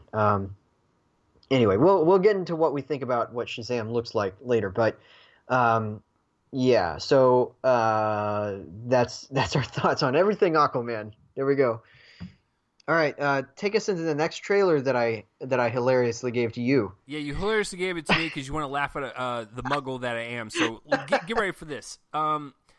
All right, so we got the newest Comic-Con trailer of Fantastic Beasts and Where to Find Them, Crimes of Grindelwald, second movie in franchise. All right, so this movie is about, I think it's about Newton Commander as he goes around New York City in the 1820s. I think Elvis Dumbledore is in there somewhere. Voldemort's probably a kid crawling around in a crib somewhere. I think he loses another beast. They gotta go find it. But then I think albino Johnny Depp comes in, and they're just like, hey man, can you not do that? And they're like, what? And then Grindel Wallace is like, I don't like your beast. And then they fight with wands. No, so that was my attempt to describe it. No, it's the sequel to Fantastic Beasts and Where to Find Them, and this one focuses on Grindelwald, played by Johnny Depp, as he kind of snakes his way into their lives, and of course we got Jude Law playing a young Albus Dumbledore, and they have to pretty much fight, to kind of keep good versus evil, the whole story. So anyways, I actually like the first trailer that was debuted. When was it, Joel? Was it springtime? March. Yeah, so it was March. Yeah. I liked that trailer. I was like, man, I'm excited to see them kind of up the ante with the story. I didn't really care for the first one. This Comic-Con trailer is epic. I loved it, and it kind of reassures what I just said. With like, we get to see like all these battles take place, and we get to see stuff go down, and I'm excited to see that. And Fantastic Beasts and Where to Find Them is like a cutesy little hide and seek game. That's all it was to me. I didn't really care about anything else. And it's like we have, Eddie Redmayne. My beast have escaped my suitcase, and it's like, cool, thanks, fam. 2 hours later, the beast, I have captured them, and it's like I paid money to see that. But no, I'm excited to see the story kind of continue. I'm excited to see, everyone kind of come back. I liked all the cast in the first one. But this one looks fantastic. I'm a huge fan of Jude Law. I'm excited to see what he does with Dumbledore. But I actually think this trailer, in terms of editing and just getting you excited, it delivered way better than the first one. And I liked the first trailer for it. So, Joel, I absolutely love it. I am not a muggle anymore. I will train to be a wizard, whatever they are called. And I cannot wait to watch this franchise. They are called wizards. Okay, so you're welcome. All right, so I'm going to tell y'all what the actual plot is real fast. I did like your attempt, Chase. It was very good. I tried. There were a couple of things here. So Dumbledore and Grindelwald are definitely not going to fight in this movie. That's probably not going to happen until the end of the series. It's going to be 5 movies long, ultimately.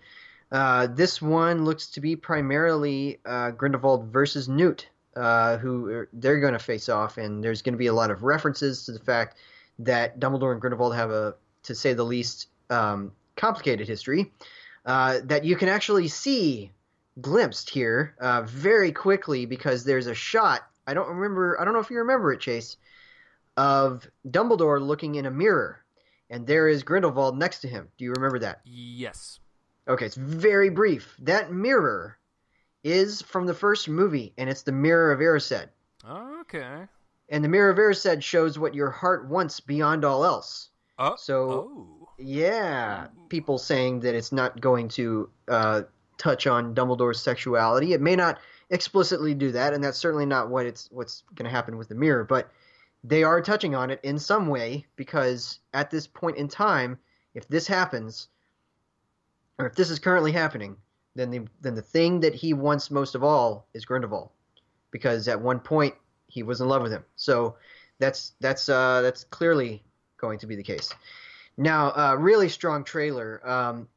Just a couple of things. Dumbledore has decided that he's not going to face off with Grindelwald. That's made very clear in the trailer here. so they're not going to face off during this movie.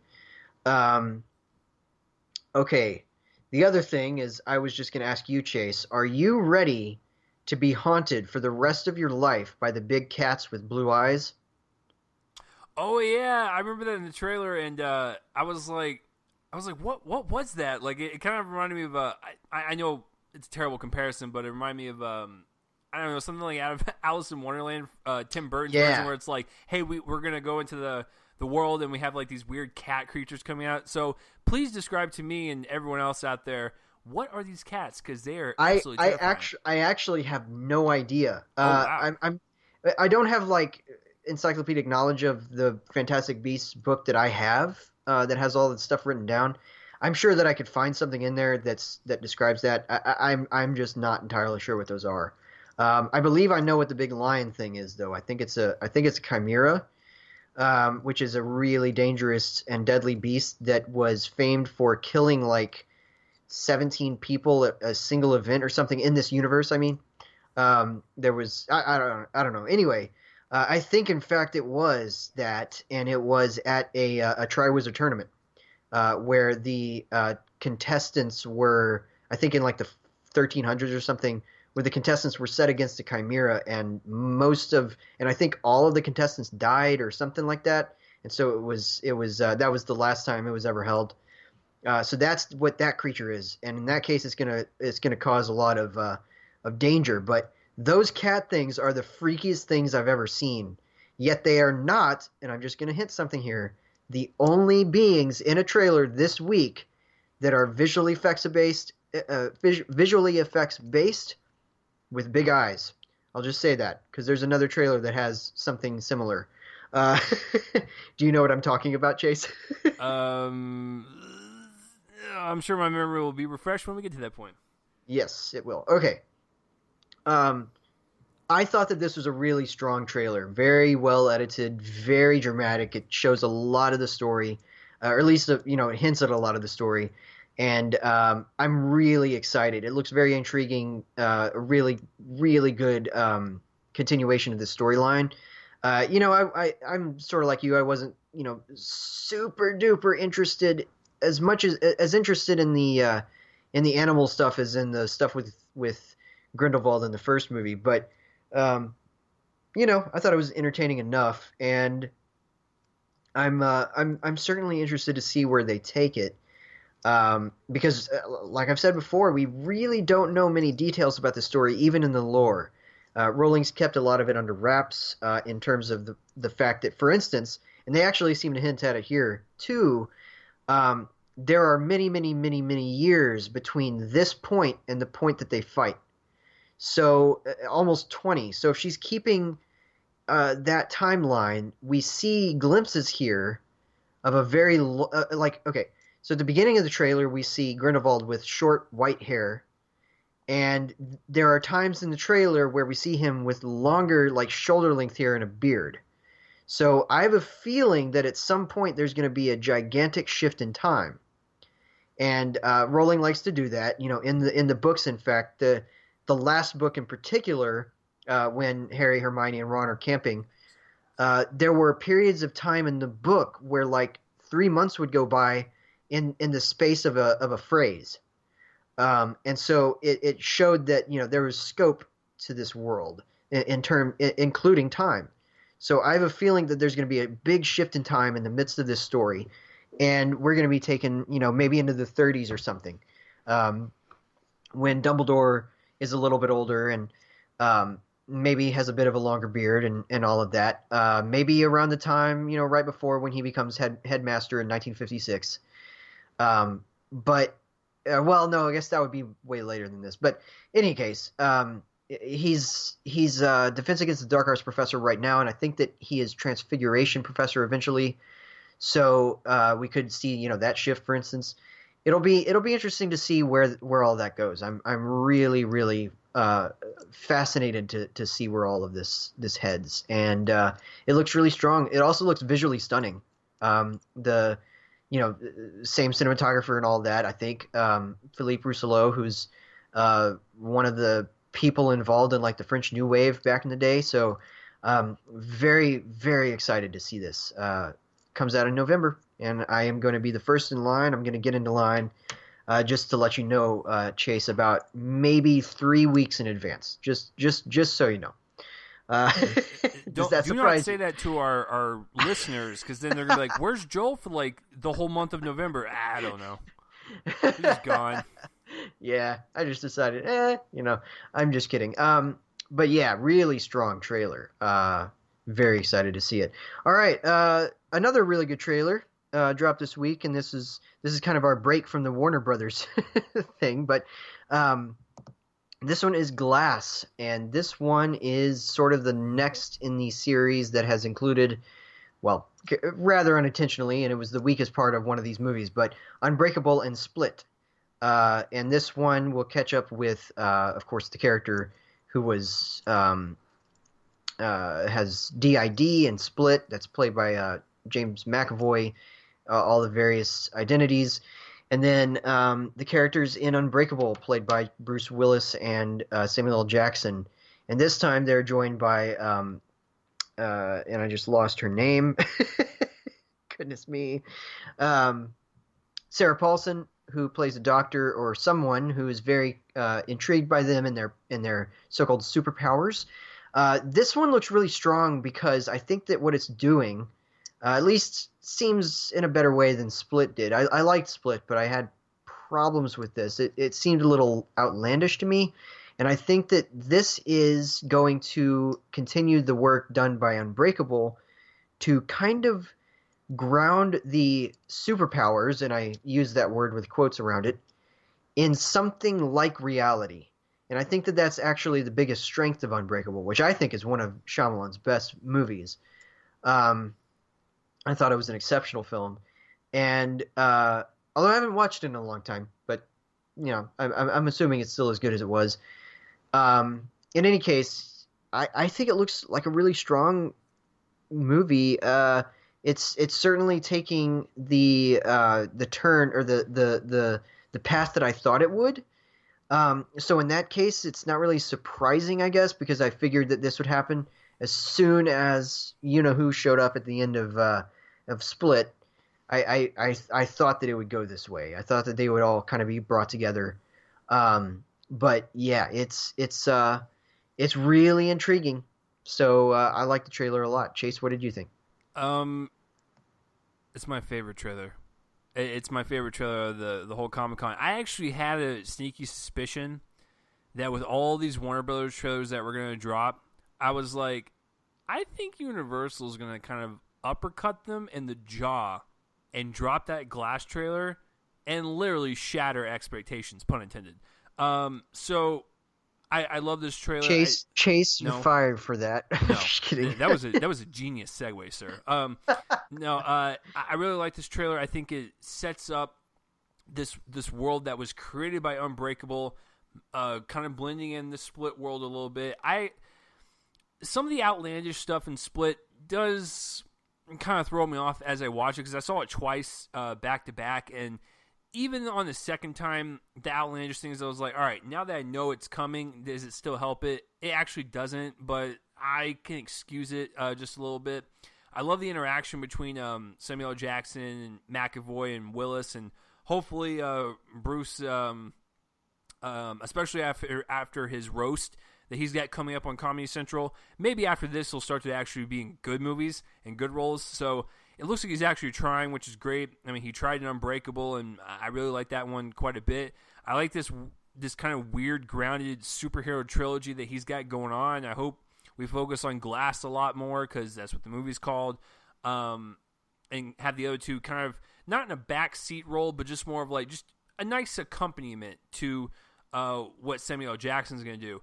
And I love reading random trivia quotes on stuff, trivia quotes or behind the scenes stuff. And I was reading a quote that Samuel L. Jackson said about James McAvoy on this movie, and he said, James McAvoy is one of those actors to where you don't really believe it until you see it, talking about how he switches all those personalities. And he said when he was on set with him and he saw McAvoy in front of his face switch between the personalities, he said it was simply amazing. The fact that you can floor Samuel L. Jackson like that's pretty impressive. And so I'm excited to see it, this continuation of this grounded superhero trilogy.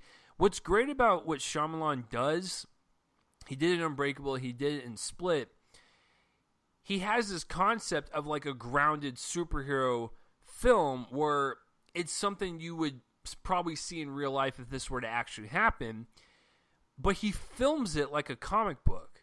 It's really interesting how he melds those worlds together, because he films these in such a way to where if you were to see this story on a printed page, it could play out as a really great comic book. And so I like that about these movies, and this one just looks like a great continuation. I cannot wait. I cannot wait to see, like, you know, if this is going to end properly as a trilogy or if it's going to continue on. I have no clue, but if you can continue to make good movies in this universe, then Shyamalan, do your thing, man. And I was actually thinking about this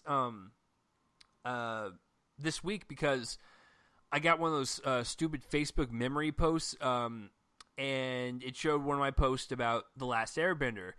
And I'm just thinking to myself, 8 years later, this guy has like done a complete reversal. Like, I cannot believe like what he's done in you know, the early part of his career, then the middle chunk. Now what he's kind of doing now is just, you know what, Shyamalan, you know, I can criticize you all I want, but I got to give you respect, man. It's crazy. But yeah, Glass is by far my favorite trailer, but that's not to discredit this next trailer. So this next trailer is my second favorite, and that would be Godzilla King of Monsters, and this is the sequel to the 2014 version directed by Gareth Edwards and starred Bryan Cranston for like 5 minutes. And you know, it was a kind of new retelling of the story of Godzilla. We've seen it once before with Matthew Broderick.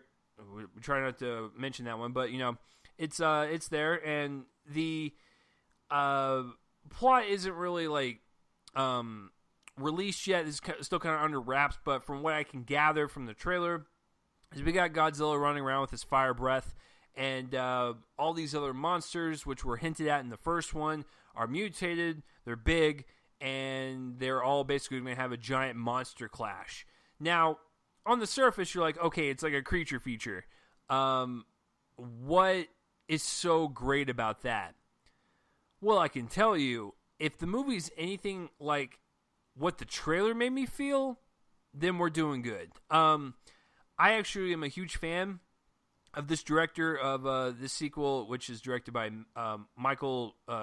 Is it Daughtry? Is that how you pronounce it? I think it's Dougherty. Dougherty. So yeah. I'm a huge fan of this guy. I think Trick or Treat is one of my favorite Halloween movies I like watching every single year. And so I was excited to kind of see him tackle on this giant blockbuster.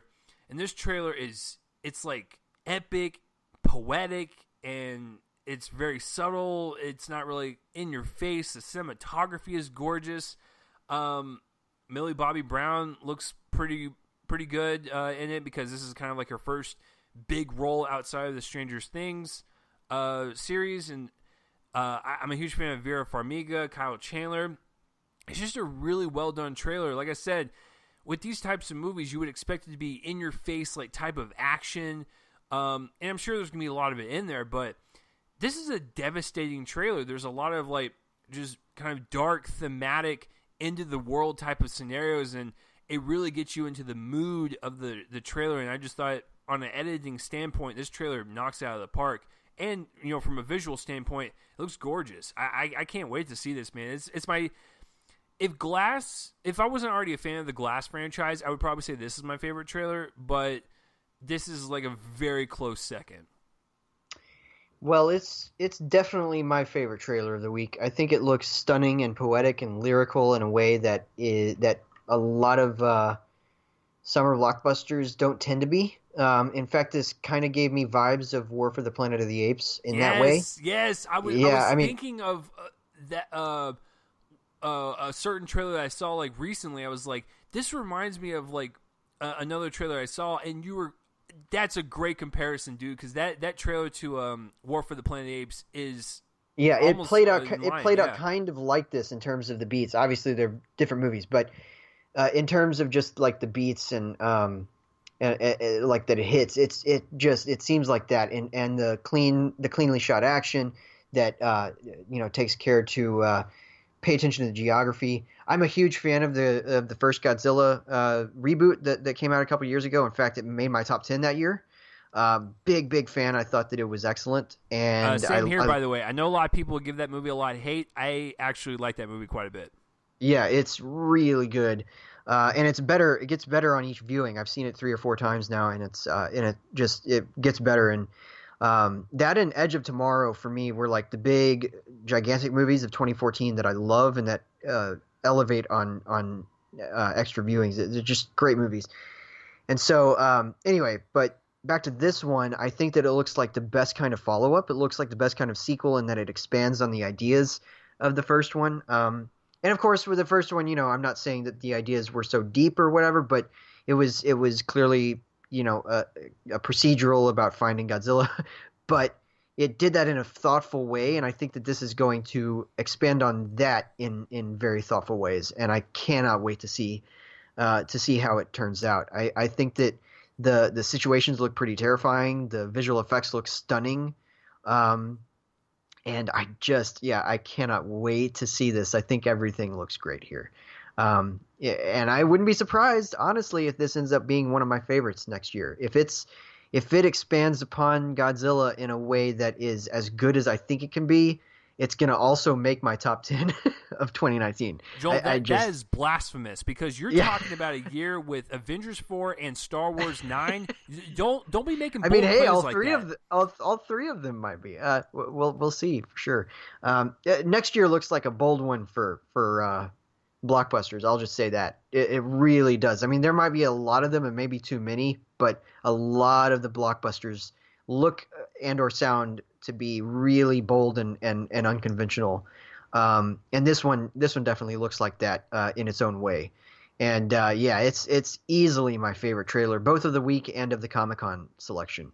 And so anyway, all right, guys, time for our last trailer of the week, and it's the one that we've kind of hinted at.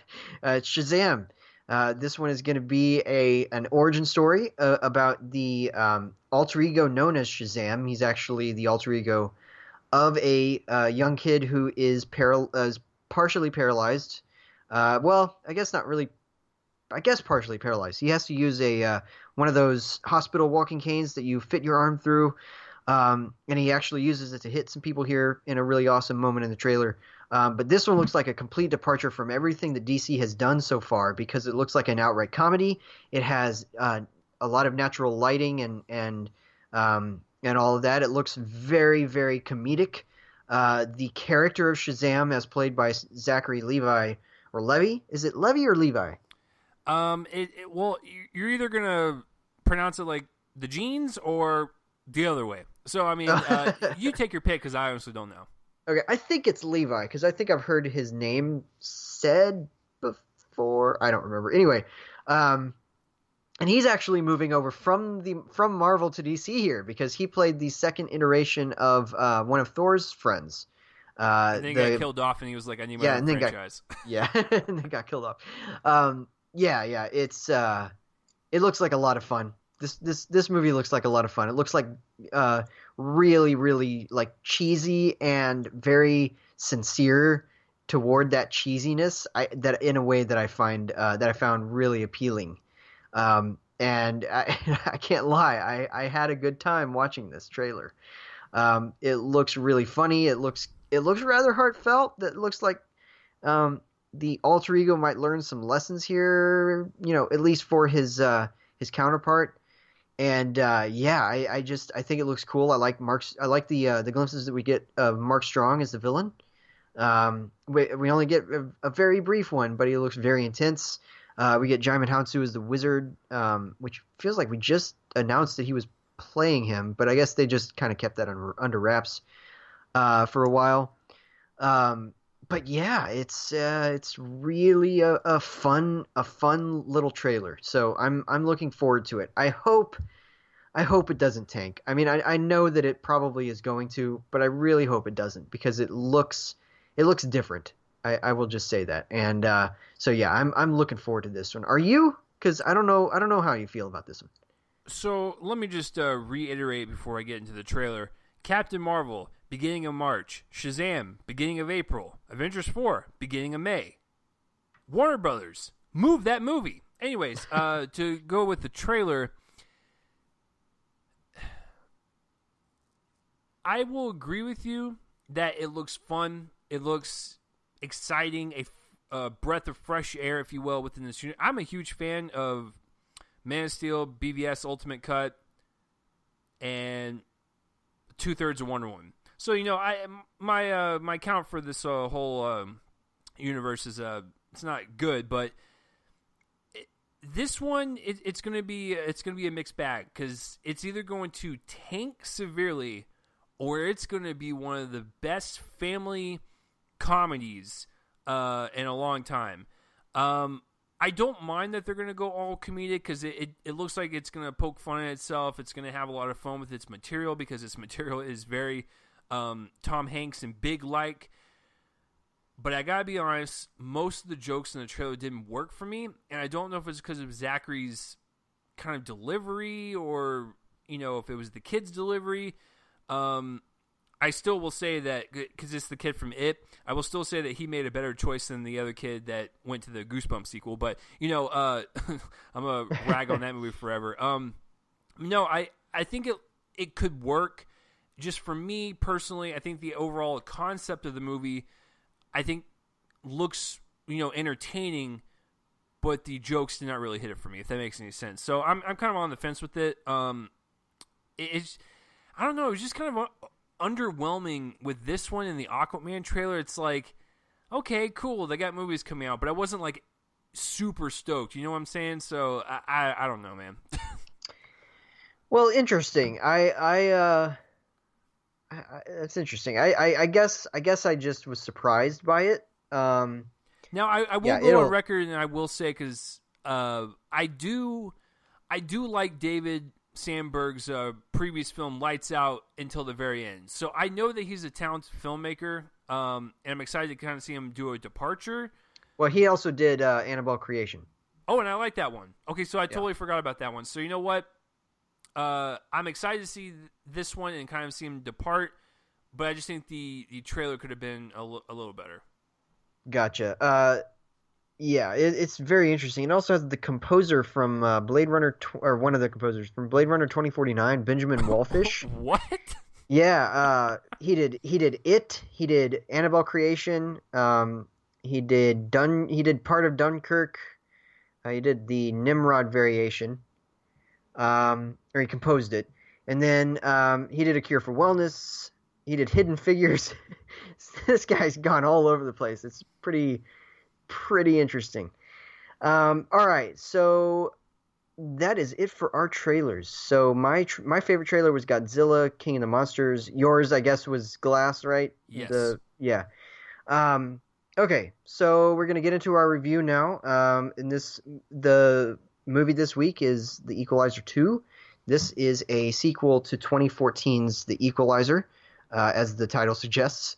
And this one stars Denzel Washington once again as Robert McCall, who is kind of a former military man and now certainly knows how to defend himself, as we saw in the first movie, which I liked. I thought that it was pretty solid. I think that the reason it succeeded is because of a sense of efficiency in the storytelling.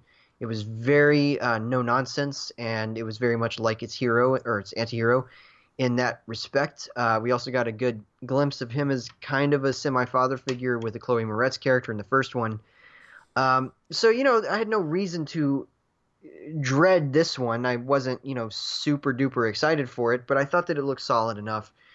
It's not very good. Yeah, so the plot of this one basically picks up not long after the first one, and instead of working at a convenience store or a hardware store or something in the first movie, he is now a Lyft driver, which is an interesting shift. But he gets to observe some people, he with a bemused expression on his face usually, And he's also able to occasionally employ his skills, such as when he kind of intervenes on the behalf of a young woman who has been a young intern who has been drugged by her superiors at her new job, and he is able to fight back against them. Um, and the plot picks up with him kind of um, seeking revenge for the murder of his old friend and boss, played by Melissa Leo. She's killed in an apparent bank robbery. Apparent robbery. Of course, that is actually not what it was. There's something else going on here, and there's a betrayal in the mix, and all of that. There's a couple of assassins on their way, and he has to fight back against that. It feels very, very, very, very derived from the first movie in those ways, even though it kind of changes a couple of his kind of his characteristics, but really it's just another movie in which he traps some killers in a confined location and then takes them off one by one. And it just felt very generic in that way. The best sections, I will just say that the best sections of this movie are early on, because he's kind of become another father figure to this kid, played by the middle Chiron from Moonlight, Ashton Sanders, who is this kid. He's very troubled. He could be falling in the wrong crowd, or he could do something with his life. And so essentially that's what this movie's about. And I guess I'm getting into my entire review, but there's really not much to say. I guess I'll get into the fact that I think that Denzel Washington is solid again in this role. He looks a little lost in the weeds being in a sequel for the first time. This is literally the first time that he's had to take up a character again, at least on screen. There was the case with, maybe some of his plays that he's done where he then, revived the role on screen, like with Fences, where he played that role before, but not on screen. This is the first time that he's actually had to play a character in the same way for a movie that followed up another one. And it certainly feels like he looks a little bit like he's kind of just stretching his legs, but he's, even at his worst, he's solid. I don't think I've ever seen him give a non-committed performance, and he commits himself here. He's once again stoic and sad, so he's good. I will just say that it certainly feels like he's tired a bit, and it kind of reflects in the movie around him. And some of the other performances kind of suffer as a result. There's really not much to say, for instance, about Pedro Pascal, who plays the old boss's new partner and his own former partner. And we get some like really poor performances from the assassins, who just kind of stand around until they get killed. And Bill Pullman shows up as Melissa Leo's husband again for literally no narrative reason, and it very much reads all over his face that he doesn't really want to be there.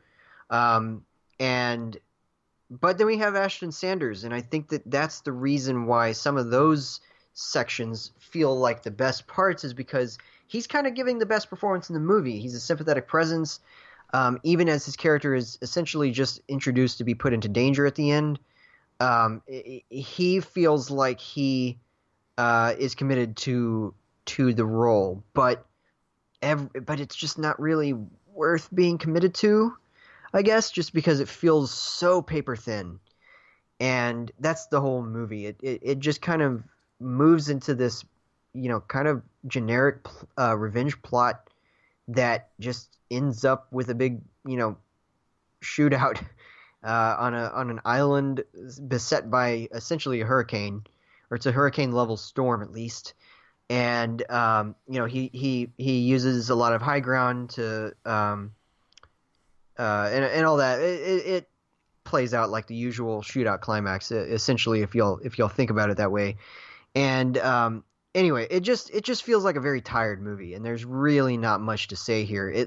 It's made competently by director Antoine Fuqua, who returns from the first movie, and he's done stuff like this before in the action genre, particularly with Olympus Has Fallen and such. But yeah, it just feels so tired. It just feels like it's doing the same thing that the first one did, just with less of a sense of efficiency. And yeah, it's just it was kind of a letdown as much as something that followed up a pretty much only solid first movie can feel like a letdown. And I just want to reiterate, the first movie squeaked by. I would have given the first movie a B minus if I had been reviewing it on the show at the time. Obviously, Chase didn't review this, the first movie, but if I had been on the show, that's what I would have given the first movie. And this one, it just feels like it's going through the same motions, and it is just kind of frustrating because of that. So like I said, not much to say here. It's literally like a 5-minute review, but I'm gonna give the Equalizer 2 a C minus. It's one of the most forgettable things I've seen this year. It's made competently, and that's about it. That's why I can't go lower than that. For instance, it's not outright insulting, but it's just forgettable and yeah. So that's my take on it. All right. Wow. It's a C minus, huh? All right. So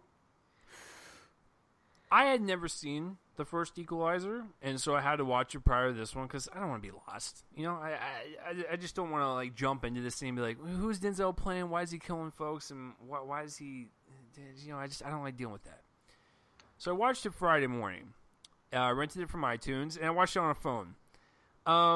It was frustrating because I can't concentrate watching movies on a phone, and so I kept stopping every 5 minutes or so. I'm just like, all right, I gotta go to the bathroom or whatever. It was just a bad viewing going experience. So I'm like, okay, maybe the sequel will be better.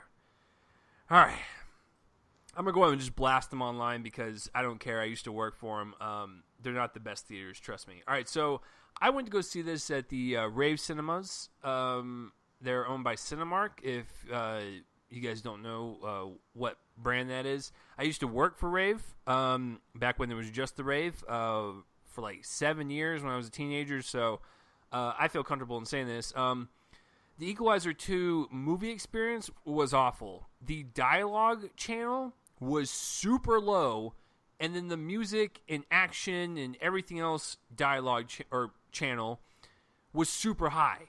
So the mix was atrocious, and I hated watching it from start to finish on that basis alone. On top of all that, because I actually think the first one, I agree with Joel, it's a solid film and knows what it wants to be. It doesn't hide anything from you. It's a straightforward story, and it works because Denzel is able to bring the persuasion, intimidation, and fear of his character while also being sympathetic to the viewer. So here's the sequel. This sequel is bad. It's a bad movie. It's a competent movie. I agree with Joel. On a technical level, there's really nothing heinous about it. It's fine on a filmmaking level. But the biggest offense, there's two of them. One is that Denzel and Antoine both look like they're sleepwalking throughout this entire thing. I agree with Joel. Denzel's really never given like a bad performance in front of my eyes. He makes anything work, but he looks like he's tired. It looks like he does not want to be there. It doesn't look like he knows what to do with the character in terms of expanding it, and that actually goes with Antoine as well. He looks like he just isn't trying. It's like he's just going through the motions to make a movie, get a paycheck, yada, yada, yada. And I realize it's a business. People get paid. It's a job, but at least put some effort into it. That's all I'm asking. I like Fuqua's movies, but it just looks like he just did not try, and that also boils down to like the screenwriting. It's just like the story is just no one cares, and what was so and this is my second strike against the movie. What made the first movie work is that we have Denzel, who is this anti-hero, where he kills people that he believes have done some wrong, and he's basically the judge, jury, and executioner. What made that first movie so awesome is when he sat down with people that were worse than him, and he would intimidate them. He would persuade them. He would calmly talk to them, but also strike this like raw fear into their eyes. And every single time when he would talk to one of the villains in the first one, these villains were wild, they were untethered, they were psychopaths, and it worked. In this one, the villain is just, it's like an FBI agent. What's so crazy about that? What's so psychopathic about that? And so, anytime when he was talking with any of the antagonists in the sequel, I was like, these conversations are not intriguing. Every time when he talked to anyone in the first one, it was compelling stuff. Even though it was, a very basic movie, I loved any time when Denzel was talking to anyone in that movie because he even scared me a little bit. In this one, it's just like he's just talking with his coworkers. Cool. Like, it's just, no. So that's like the biggest strike. On top of everyone just sleepwalking throughout this entire movie. And I was snickering while Joel was reviewing it because someone on Twitter was like, yeah, my favorite part in Equalizer 2 is when Denzel went all fences on us for like two seconds. It's true. There's a scene in the movie where he's talking to Ashton Sanders and oh, yes. he grabs him by the shirt and he's just like, the white man and all this stuff. And I'm like, this is completely out of, like, what are we talking about? It was funny because the lights dimmed and it was just like a spotlight on them too. I'm like, what is this? So that's why I was laughing so hard. All right. So I touched upon those two things. I think the action's kind of weak. It's very sterile compared to the first one. It's not really creative. I think the whole in-set piece is stupid as all hell because it literally comes out of nowhere. We jump to the bridge. Hey, Chase. Yeah? Just keep going. I'm going to step away for just a second. Got you. So we jump to the bridge where the police are at, and they're just like, all right, no one can go over to the city. And this hurricane just comes out of nowhere for story purposes. And I'm like, it doesn't really make any sense. And so the whole ending set piece is just in this hurricane deserted city. I'm like, I don't really care. But I will say, amongst the kind of lackluster effort on the director's part, even Denzel's part to some extent, and the story, I guess the one saving grace is the Ashton Sanders Denzel kind of combo because it actually worked. He did feel like another father figure, like he did with the first one with Chloe Grace, and so I felt like the chemistry between those two were great, and I believed every single moment that they were, kind of in, and I actually felt like in those scenes, Denzel was enjoying himself. Like, he actually was getting into his character. He felt like he had this, like, genuine connection to this person. But other than that, the movie is extremely forgettable. It's frustrating because of those two strikes. And I actually just thought of a third strike, so which means you're out for me. This movie didn't expand on anything. It didn't expand on any characters. It didn't really do anything to propel the story.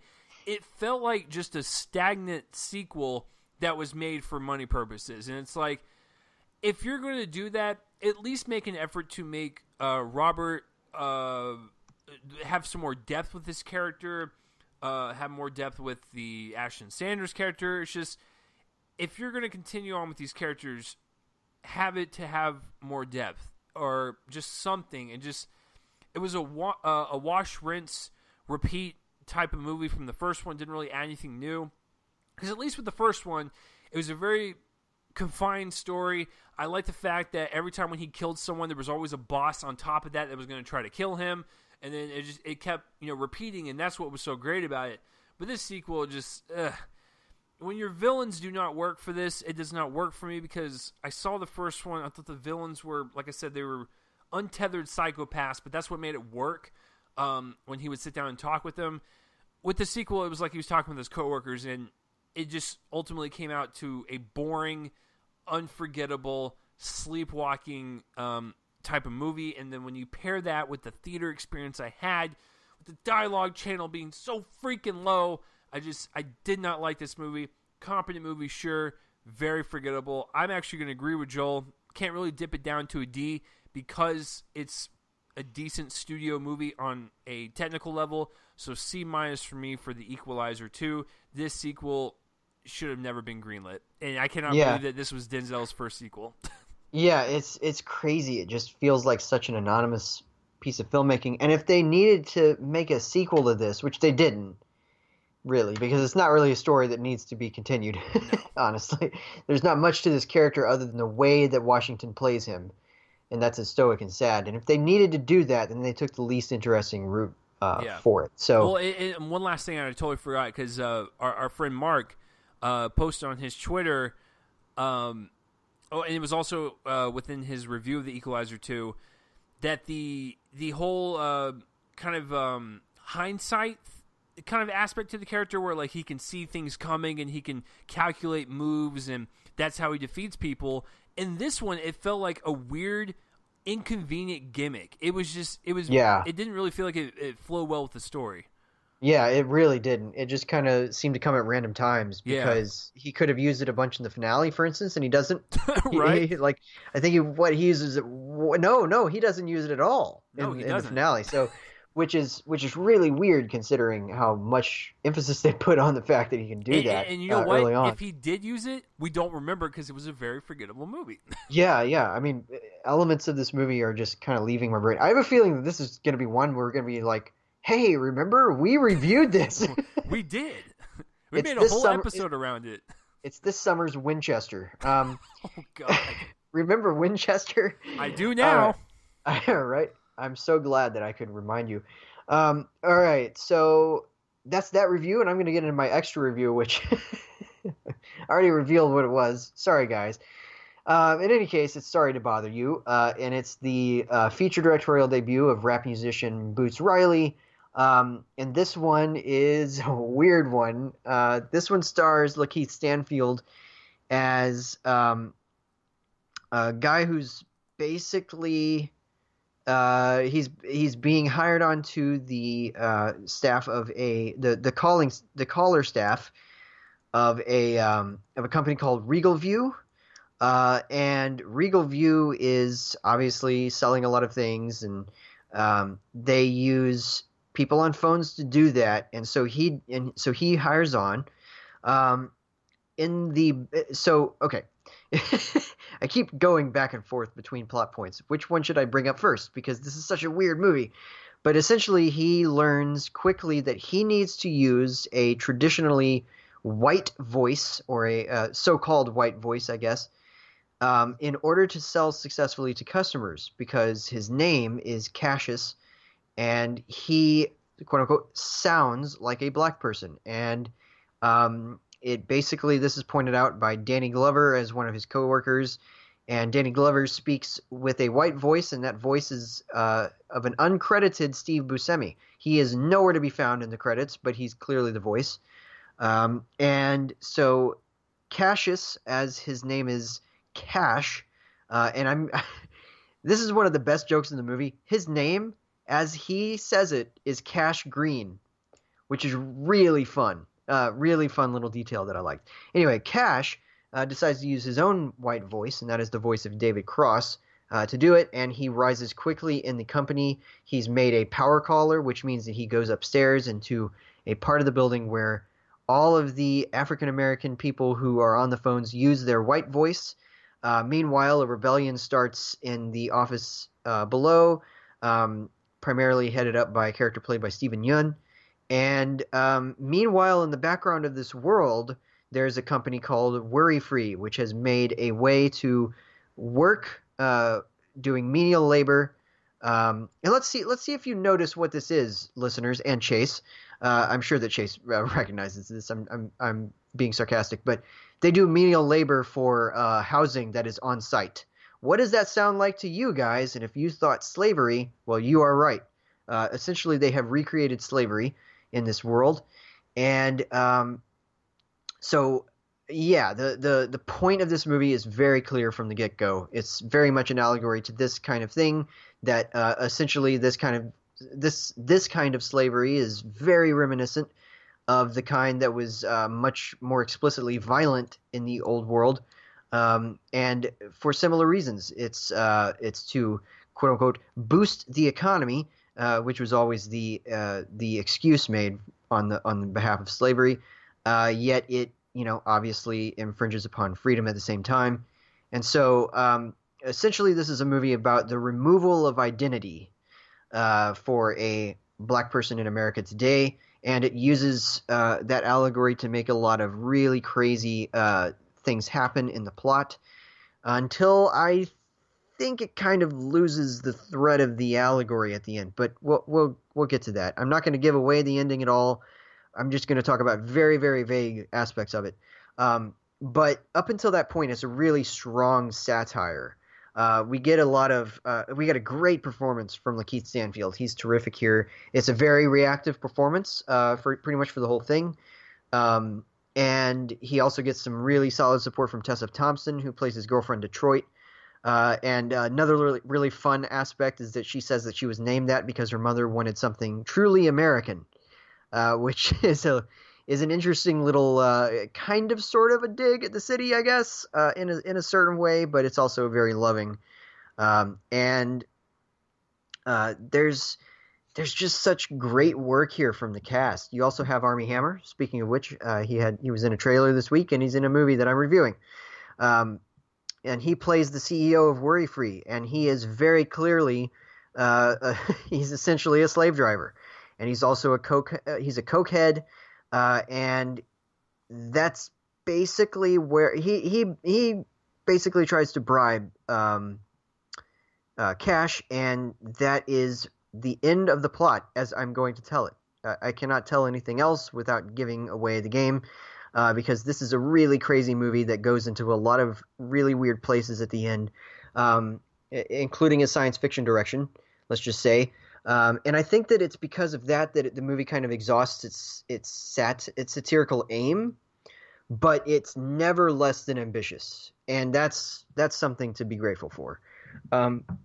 So its satirical aim might not be totally solid by the end, but that it's aiming for so many satirical marks is also a blessing, and I think that that's why this movie works as well as it does. And again, it's just really it's a solid debut. It's a very scrappy comedy. There's a lot of it's very low budget,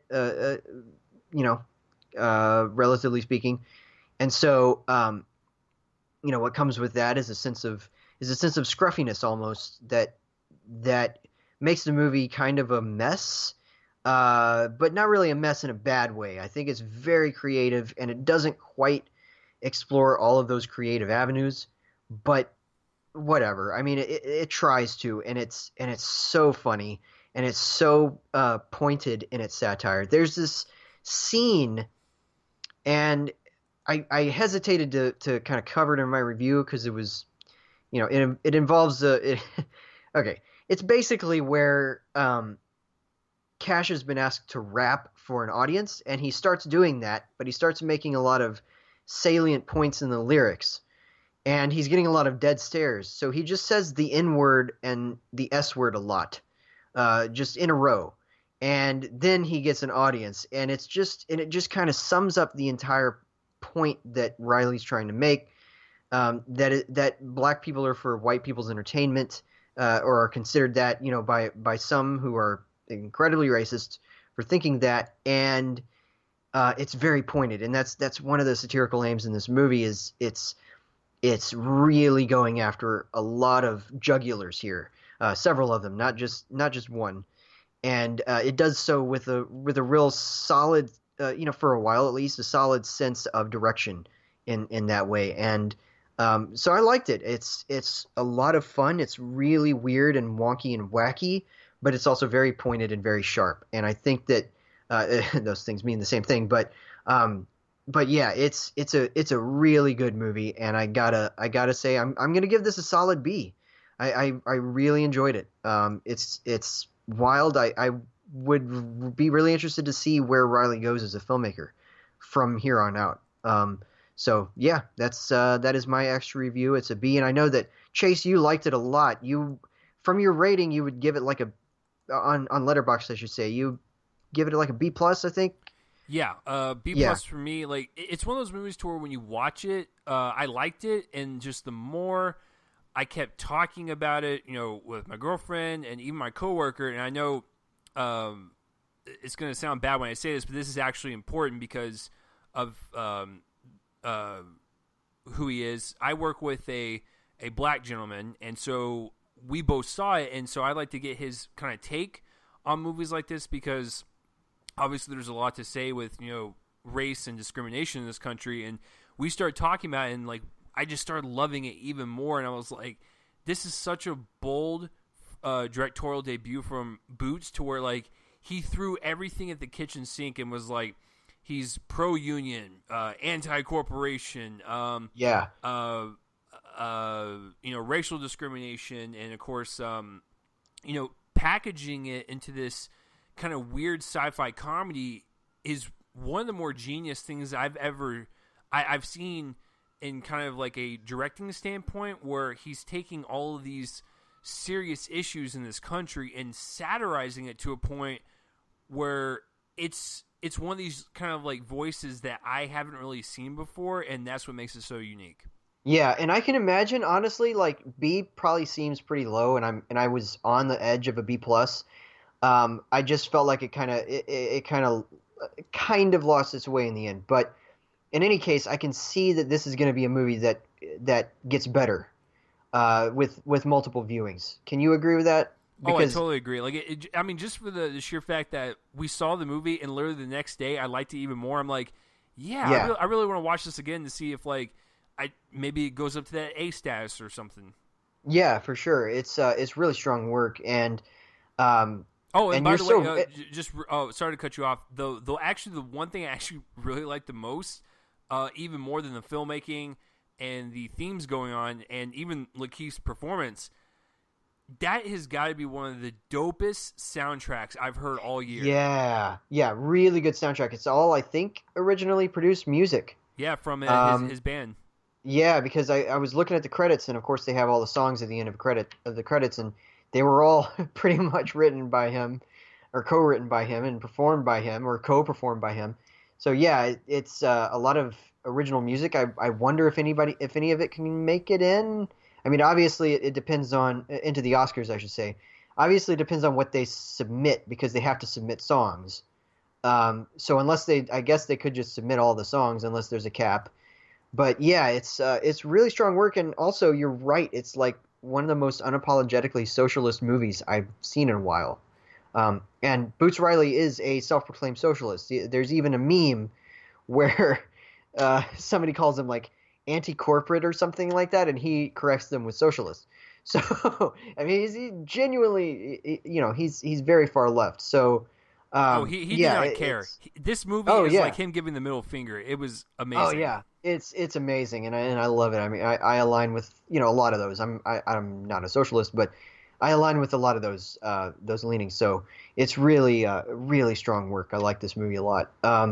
All right, so now we are going into the box office, and it's Chase's favorite time of the week. It's of the every 2 weeks. It's when he gets to guess, and it's when I get to make fun of him in my brain or out loud.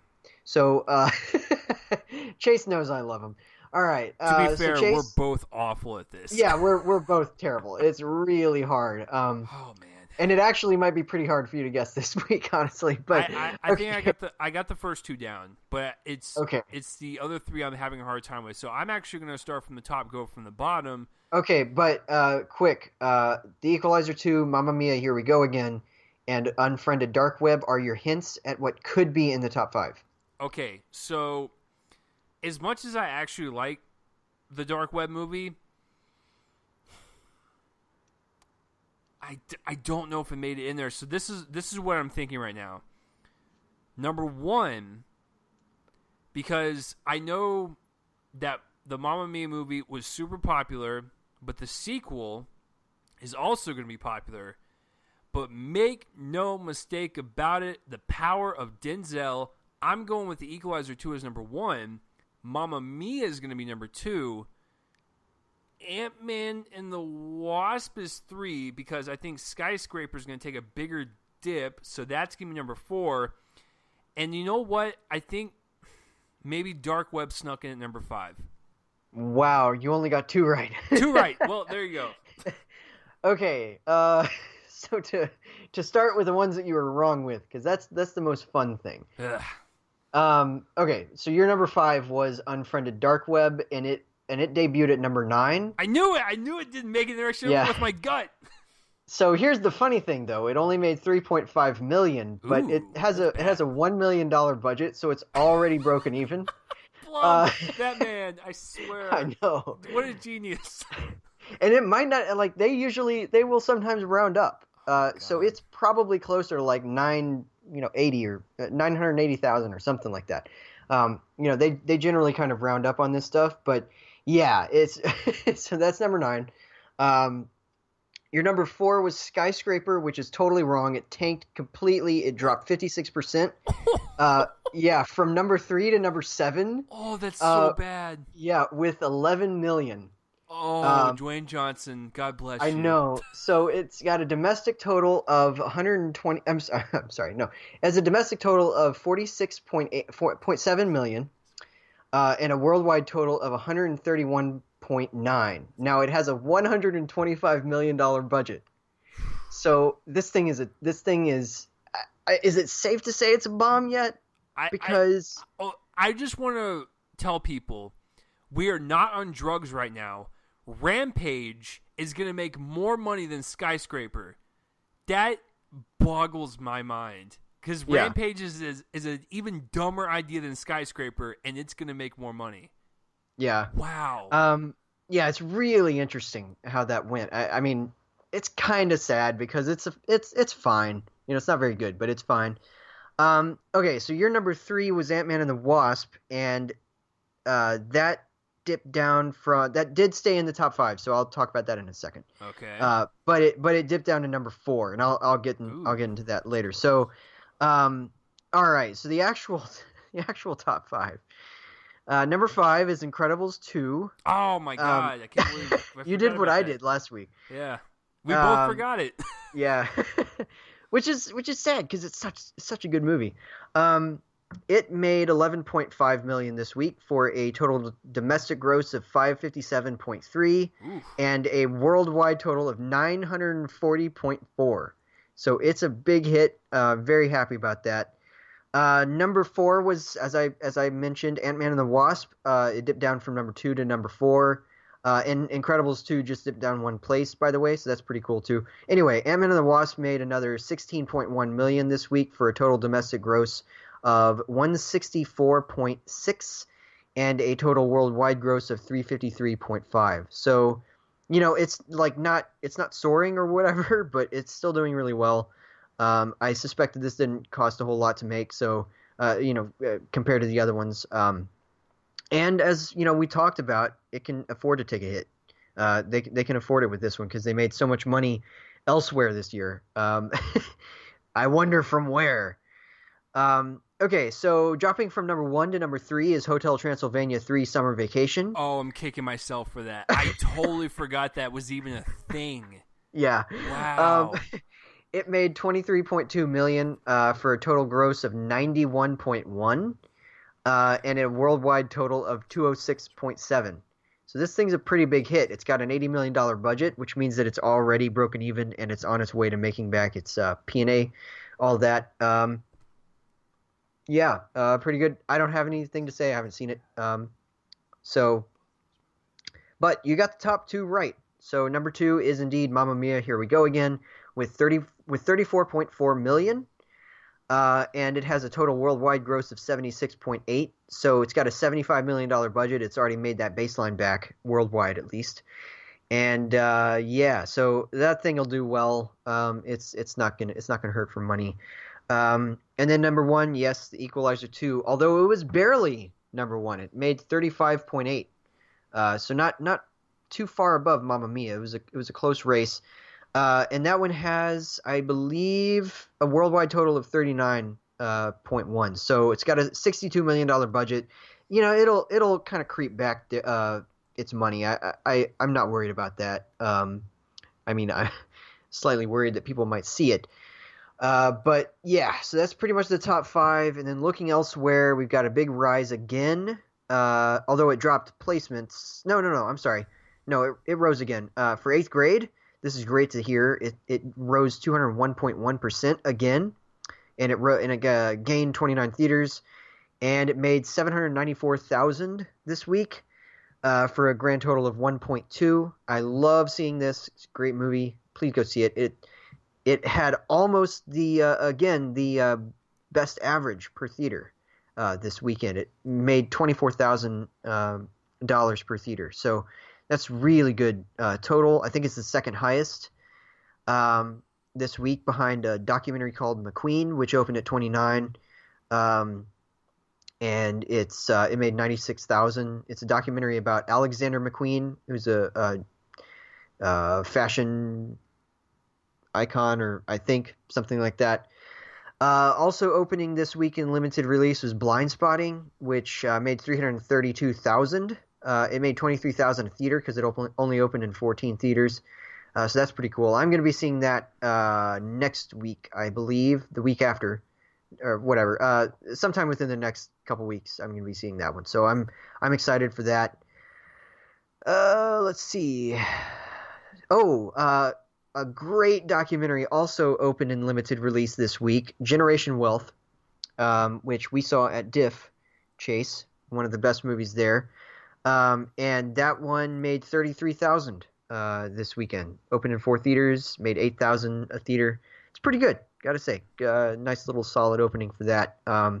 Please, everybody, see that movie when it opens wide in August. It was the best movie I saw at Diff, and it's one of the best movies of the year. So let's see. Black Panther rose again from 48 to 41 with an 80.4% rise because it added 126 theaters to its run. I'm telling you, Disney is so distraught that they're not at 700 million. This is exactly what this is. I'm not even joking. It's at 699.931. Oh, it's so close. So close. So close. Anyway, that's literally I'm with you. That's why they're doing this. It's literally somebody at the studio saying, "Please," I'm just gonna say this. I believe that somebody there might have maybe a similar sense of humor that I do. It's possible in the law of relatives. And if I was somebody at that studio who was trying to distribute it to theaters, every single time a box office thing came up, I would literally be sitting there in the middle of the studio office, yelling at the computer, "Please get to 700 million." So I suspect that there's somebody there doing that. And of course, worldwide, it's at 1.3 million. So, I mean, just crazy awesome. Really happy for all of those people. Any big drops? Let's see. Not really, other than the Skyscraper drop, which is pretty big for something like that in its second week. Yeah, that's kind of Don't Worry, He Won't Get Far on Foot rose 218.4% by adding 58 theaters to its run, and it made 265,000 this week. I am seeing it either tomorrow or the next day, so I'm looking forward to that kind of. But yeah, that's pretty much it. That's the news this week.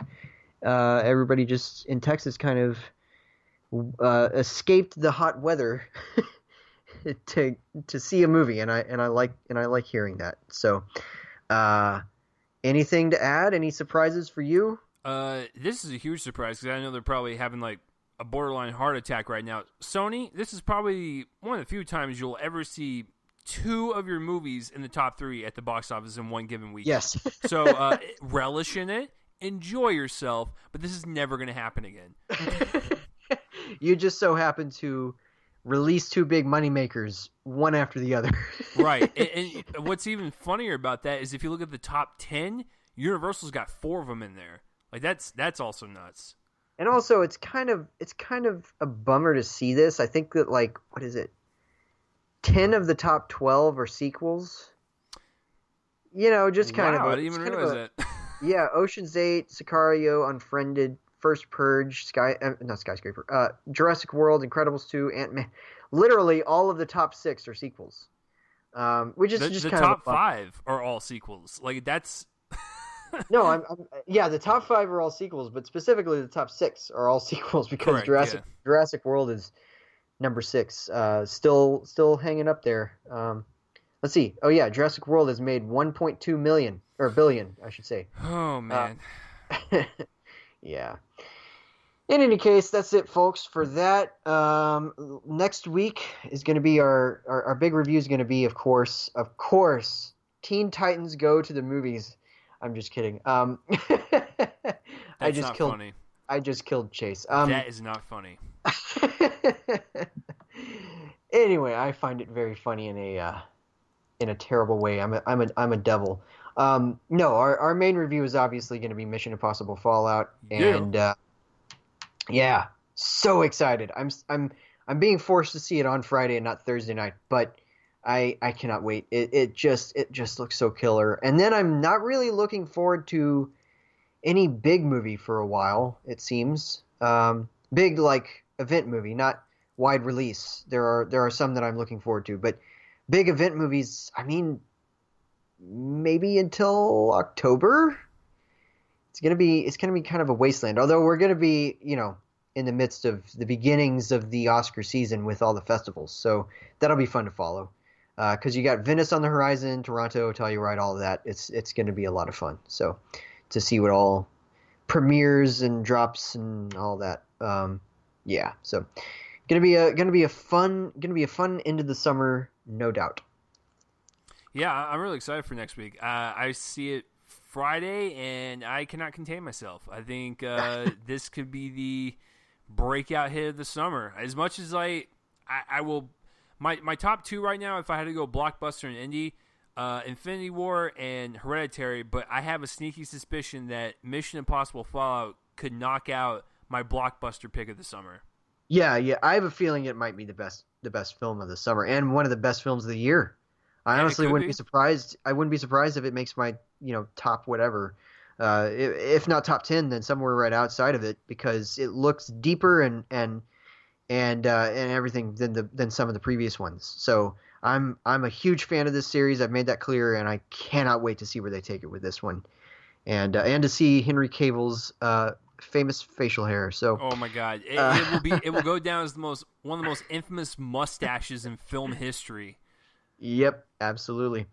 All right, I can be found online at joelonfilm.com. Of course, I've got reviews of Equalizer II and Sorry to Bother You. I also caught up with Chappaquiddick and a little movie called 211 with Nicolas Cage. That one was awful. Chappaquiddick was okay. You can find my reviews there.